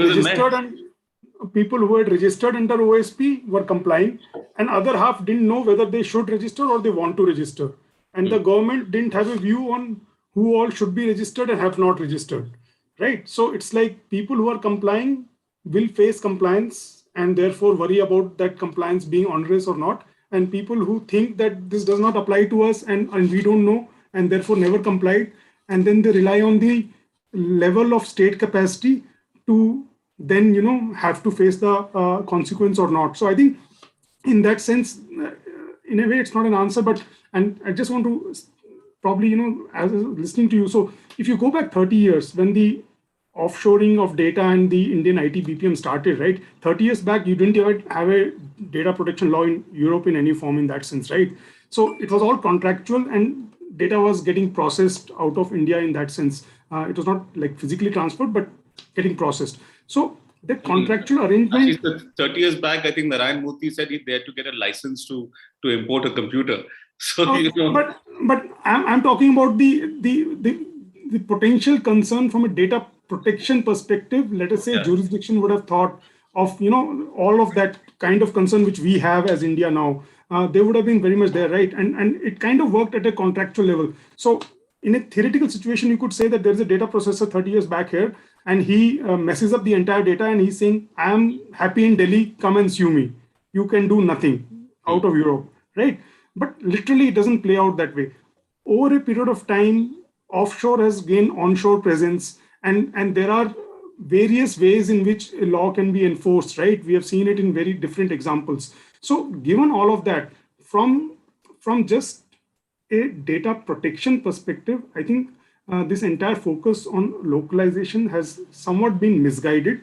And I think if we look at it now as a forward-looking work, so one of the ways, if you take the data adequacy lens and the importance of that lens, and what we are hoping to do is to be able to discuss that with the government in a more interministerial level, where you get the Ministry of External Affairs, you have MeitY, you have the industries, and you have other stakeholders, so that you can have an integrated view on this. So right now, one would assume that they would have had that integrated view, but our sense looking at this is that maybe that integrated view is missing. So that's the only way forward to have some coherence into this. Because they don't know how the internet works. That's basically at the root of the problem, right? So I won't comment on that. Yeah. No, I'm commenting on that. So just to add on to the observation Nikhil shared, it's not really more of an answer, but just to build on to what Nikhil said, an average small e-commerce store, right, will have at least 34 to 35 plugins, right? And these plugins will be different for different e-commerce stores. And we have millions of such stores operating out in the web. So that's one, just to layer that what Nikhil brought to the table, right? But if I add one more layer to that, this is probably a business that's functioning and they have a 34 stable things I'm going to use in the next 4 or 5 years. But if you look at the way most young developers or founders or startups play around with, right?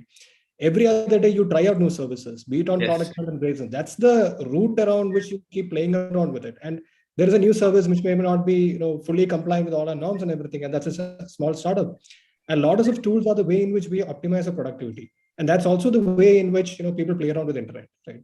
And these are not situations that are very consistent, or these are use cases that will run into a challenge with the way how the internet operates.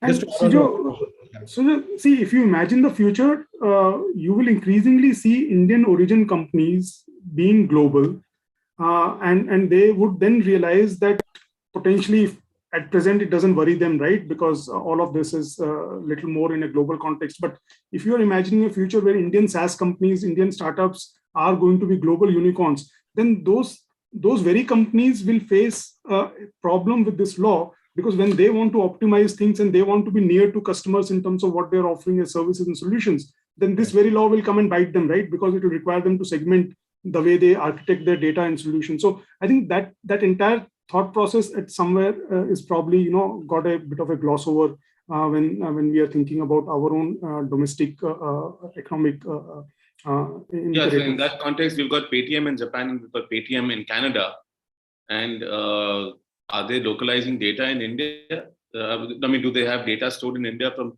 Japan and Canada? Probably, because that's the way to optimize the software that they run, right? Yeah, Canada is winding up though. But that's a different story. I think one other input on this is that one way the RBI, which is an interesting template, has handled this regulatory capacity and this mass of smaller entities, etc., is 2 layers. They tell the regulated entities to regulate the others. Okay, and that is one example of that is all the TPAPs, the third-party apps, which are regulated through NPCI. And if the NUEs happen, which are competitors to NPCI, the same things will apply to them. That all the associated entities and apps and so on will need to be, the regulation will be enforced through them. So I think the same thing comes here, that startups and things like that, there may be a way that platforms like cloud service providers, etc., will be actually liable. And not all that cloud regulation is next. The challenge for that is, if I take a different view, right, from an antitrust point of view, right? I mean, you'll have more concentration with fewer players in such a scenario, right? That will be strengthening few players at the expense of other companies as well, which again is not great for an internet economy or Indian, innovation entrepreneurship, so to speak. Oh, absolutely. So, I mean, in the NPCI example, it functions as a quasi-regulator, and if you actually give that sort of power to entities, then even private entities you might see actually performing as a sort of a quasi-regulatory sort of a role. That's absolutely there. Nikhil? I was also wondering, Prasanto, about, let's say, global services, let's say like Google Earth or Google Maps, right? Right now, I think none of that data is under sensitive personal data. But I wouldn't be surprised if mapping data becomes critical personal data at some point in time. The survey of India has largely been pushing towards that end from the construct of the previous law, even though some of it was addressed in the geospatial information bill that was proposed.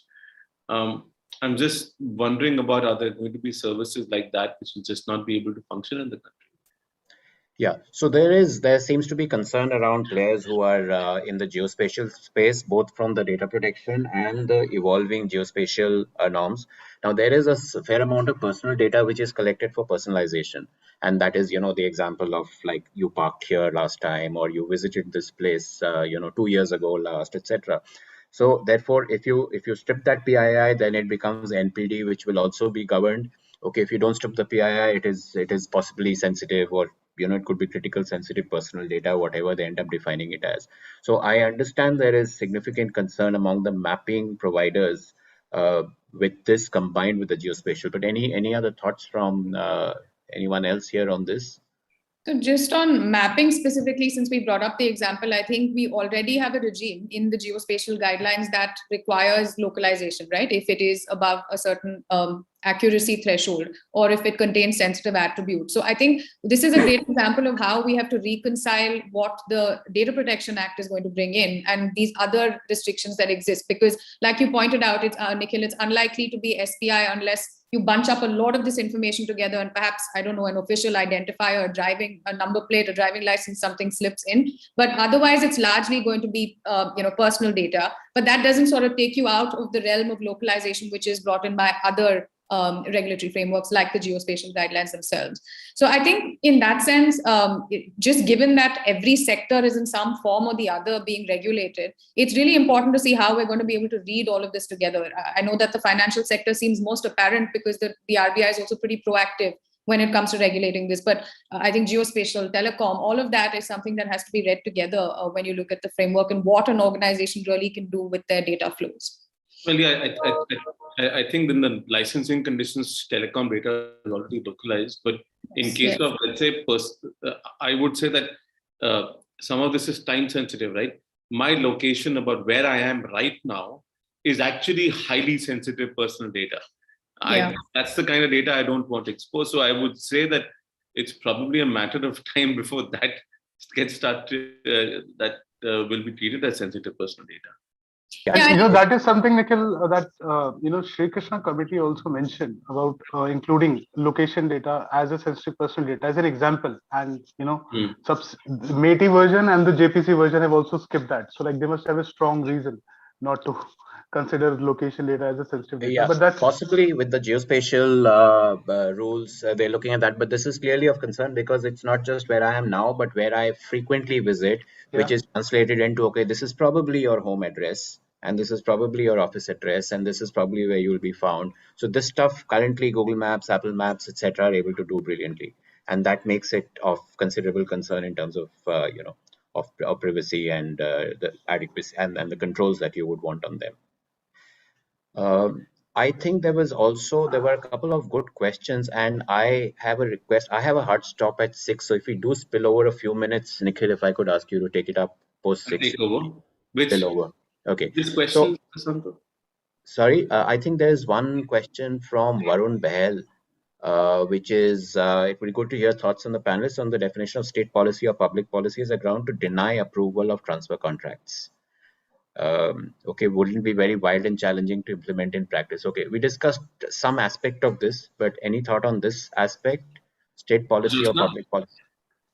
No, I agree with you, Varun. I think it's a great question. It does bring about a lot of subjectivity. And also, if you look at where it's placed in the context of, if I'm not mistaken, intra-group scheme. So basically, you are saying that in a contract, right, between two parties, which is purely supposed to form a commercial arrangement, you are now saying that if there are provisions that are that would deem it to be against state policy, then the transfer would not be permitted. So again, it seems really misplaced, to say that a contract could be, I mean, of course, you do have the general principle of not contracting against anything that would be against public policy in India. But this makes it really subjective. And I think they've, ventured into a definition which seems very broad, because it says if the act promotes the breach of any law is not in consonance with any public policy or state policy, or has the tendency to harm the interest of the state.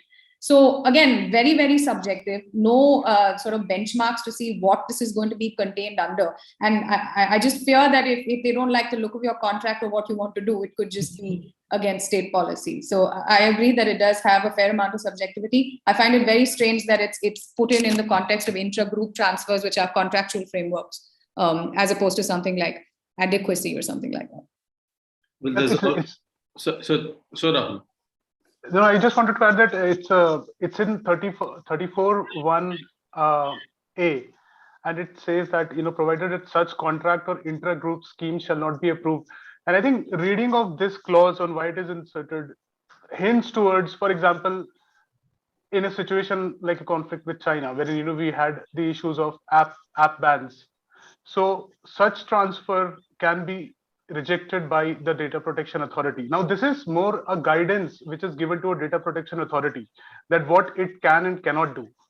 That is one example that struck me. There could be more examples, but that is something that clearly sort of resonates. And also, like Nikhil, when you were talking about how we are moving towards a more decentralized world wherein we are different services operating, there are in a value chain, there are different players, and we are moving into a more like a specialized space wherein, so for example, there was a question in the first session on the data for customs and immigrations and enforcement. That plus you have financial regulators sharing data amongst each other. Plus you have law enforcement agencies who are sort of busting global criminal networks. In amidst COVID, we have seen the healthcare agencies how they have got together. lot of data sharing. These do not seem like they seem to be operating in a parallel world of their own. I'm not sure how will the law or either regulators which are regulating these aspects take into account various provisions and build that either through this law or delegated legislations for more specialized operations with respect to specific sectors or frameworks, because that is going to be way forward. Every country is sort of looking towards it.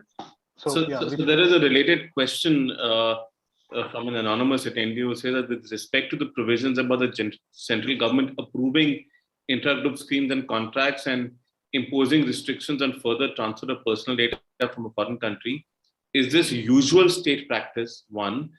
And would the DPA be doing this without central government interference, or is this going to be done by the central government? So just one thing, apologies, I have to jump off. So Nikhil, I'm handing over. I know, over. Prasanto, I've already taken over. Thanks. Lovely. Thanks. Thanks, Prasanto. We'll finish in another 5 minutes, I guess. So Nikhil, do you want me to answer? Anyone, sure. Okay. So if you look at the EU, the provision there is the European Commission issues model contract and the DPA ensures its enforcement. So here in this, under the scheme of section 34, what we have is the DPAs have the power to issue contract or intra-group schemes, not the central government. The central government has the power to recognize any country as adequate or not basis its spending. And I think that is at par with what EU does. So it's a usual practice, not unusual. And moreover, like personally, I think that the decision whether the data transfer needs to be done or not, it should be in hands of central government rather than an independent DPA, because data transfer between countries, it's not just a matter of state policy. It takes a lot of things into account on what needs to be done, what need not be done, etc. And I think that should rest with the central government, not the DPA. Then what kind of capacity does the central government need to be able to execute this at the scale that it will probably be required? So this is another. You can expect thousands of requests coming in for this, right? Absolutely. Like, see, the central government needs to ensure the adequacy. So that means it is required to carry out adequacy assessment of every single regime to which the data can or cannot be transferred. So every single contract? No. The contract part is with the DPA, the Data Protection Authority. Okay. The central government has a power to recognize any country or region as adequate and then ensure that the data flows freely between them. So like it works on dual layer. But yes, the DPA itself, the capacity of DPA itself to sort of look at this is challenging. Remember, like when we talk about EU, every country has at least one data protection authority looking into this, and we are talking about a national-wide DPA for like 1.38 billion people. It's going to be like, how many MSMEs do we have? More than 6 crores registered. If it comes to operationalization, this is going to be a big task, and I think there needs to be due consideration on how this will be actualized. Nikhil, a very quick comment on this. Maybe see, there are 200 odd countries in the world. If we think we'll have problem with X number of countries, we have enough power as government of India to restrict transfers and whatever to protect our data and interests. But when you put a clause like this in a law, what it does is that the huge unintended impact is that each contract is liable to scrutiny on a wide kind of a ground like public policy or state policy interest. I think that even with the best of interest, it causes huge ease of doing business problem. At a worst of it, it can probably result in concerns around IP and so on and so forth. So I think clearly there has to be some sort of a balanced thinking when we are looking at our legitimate interest, right? So that's where this probably is a miss. Perhaps, Ashish, a negative list makes more sense than a positive. Absolutely. I mean, and in a 200 world country, if you have a problem with 150 countries, then you have some other problem beyond data, right? So if it is 10 countries, you have a problem with blacklist them or negative list them and go on and build adequacy with at least your large trading partners. There's a question from Sundar saying that in case of mergers and acquisitions executed by enterprises overseas, do you suggest the treatment of such data transfers under an intra-group scheme under clause 34 or subjected to an exemption under clause 14? I'm not sure we can pick and choose really, Nikhil, because if it is notified as a reasonable purpose by the authority, then there are certain exemptions from the applicability of certain provisions of the bill. But then separately, in terms of what tool you choose for that data to be exchanged, if that is not exempt, you'll still have to, in that sense, pick an intra-group scheme or an SEC to move that data out. But I would assume that if it is notified as a reasonable purpose, the free flow of data to a potential investor, as you know, as a part of a diligence or as a part of the transaction, should not, in that sense, be restricted additionally, waiting for central government approval and so on and so forth.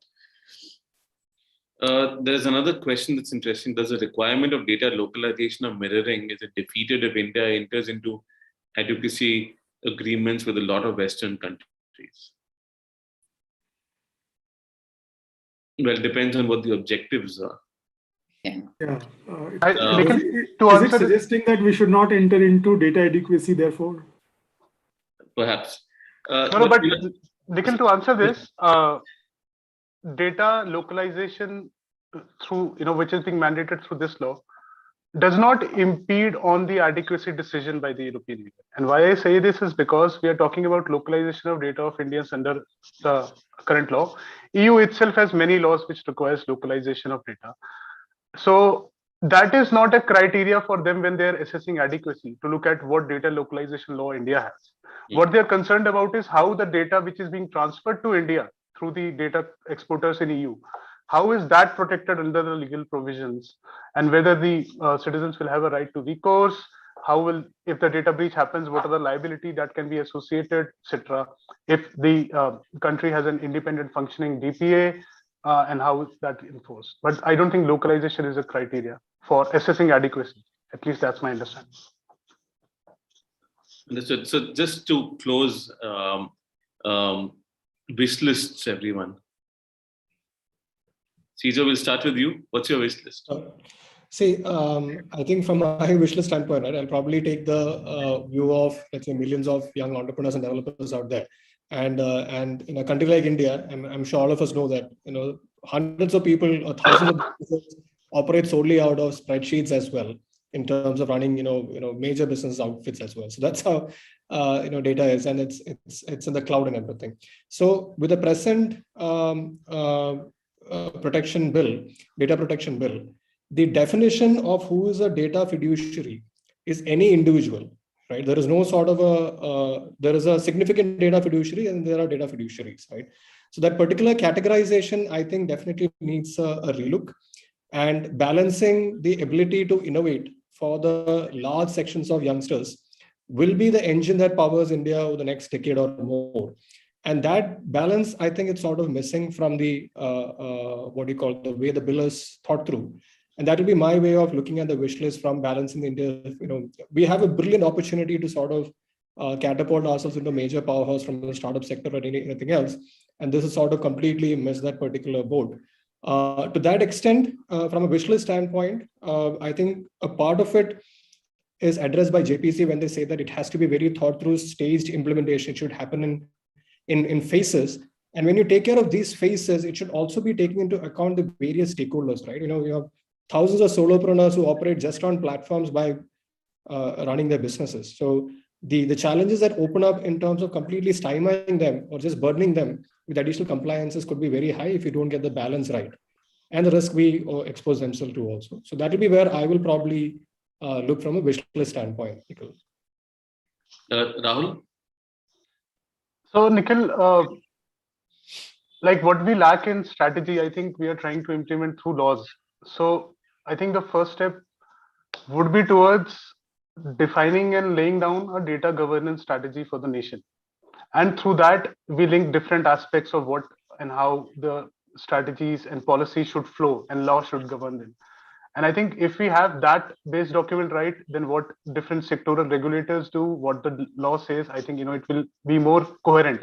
Now it seems like it's very ad hoc, and we are trying to address some solutions, some problems that we face through legal provisions, some through different means, and there is no like a structured flow of coherency in policy making and stuff. So having a national security strategy, having a data governance strategy at the national level, and then combining different aspects to it. I think that will make as many people said, that JPC has done a good job. It has expanded the scope. It has reimagined a lot of things.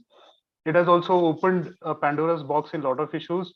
And we are still trying to address the problems of the past, but not exactly looking at how do we make a law for the future. And that, I think, requires more extensive and deliberate consultation. And I hope that the government sort of takes that into account. Thank you. I mean, the fantastic suggestion. Essentially something like what we had with the new telecom policy and the digital communications policy and the new education policy, perhaps a data governance policy, which will perhaps lead to, or at least direct regulation. So more of a direction setting exercise, right? Yeah, exactly. The national blueprint. Yeah. That's a great idea. Ashish? So my first wish list is that actually we should have this law enacted. I think it has been a while, and to probably see this law come into force. And that I say with a lot of hope and wish, but then also I'm worried because when we think of having a law, I think the objective of privacy protection and data protection, and on that, sincerely, we have made significant progress in terms of this law, and it's great. But I just think that the objective of maximizing privacy protection should not be something at the cost of hampering innovation. And I completely echo what Sijo said. I think the opportunity, just even in January, every day we are counting new tech unicorns, right? It's just a start of the year, and it's going to be a flood when we think of this decade in that sense. So I think maximizing innovation and maximizing privacy protection, if we do that, that's really the smart way of doing this law. And I think that would be my wish list, and it's not undoable. It can clearly be achieved. So I'll probably leave it at that. Yeah. Yeah, I guess perhaps the way we need to approach it is that privacy is good for business as well, right? Absolutely. And that's something which the global market failure in privacy that we have has failed to take into account.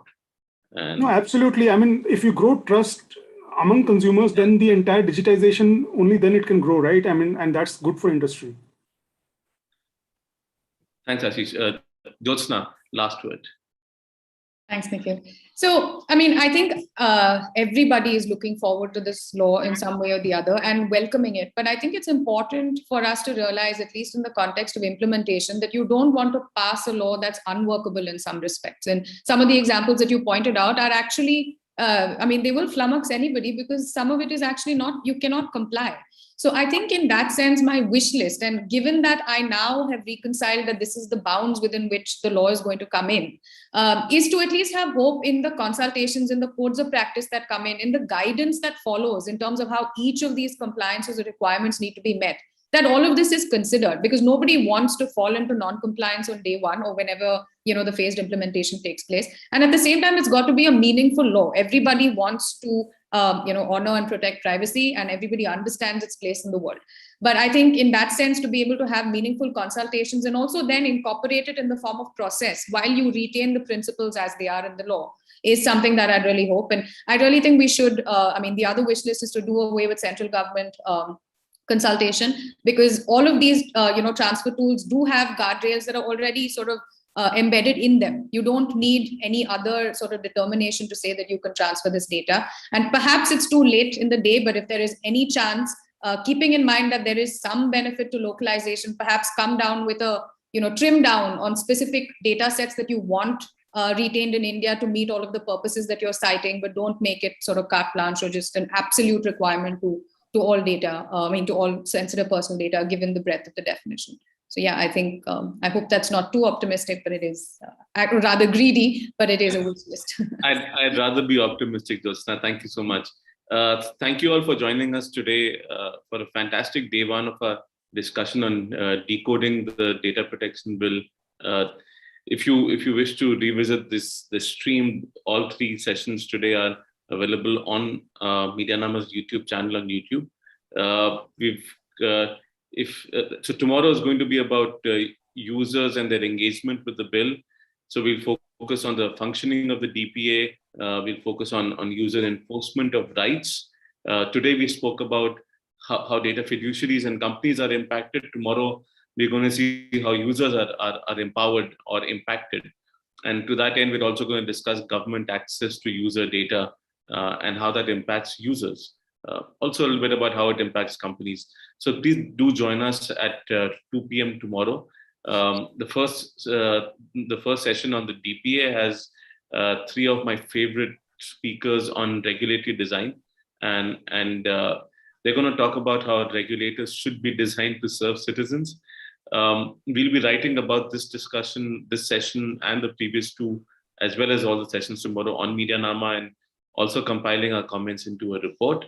I'd like to thank ADIF and CIJO for their support for this discussion as partners, and Google, Flipkart, Meta, and Star for their support for this discussion. Thank you all, and we'll see you tomorrow. Please do join in. Thank you, Nikhil. Thanks. Thanks. Thank you.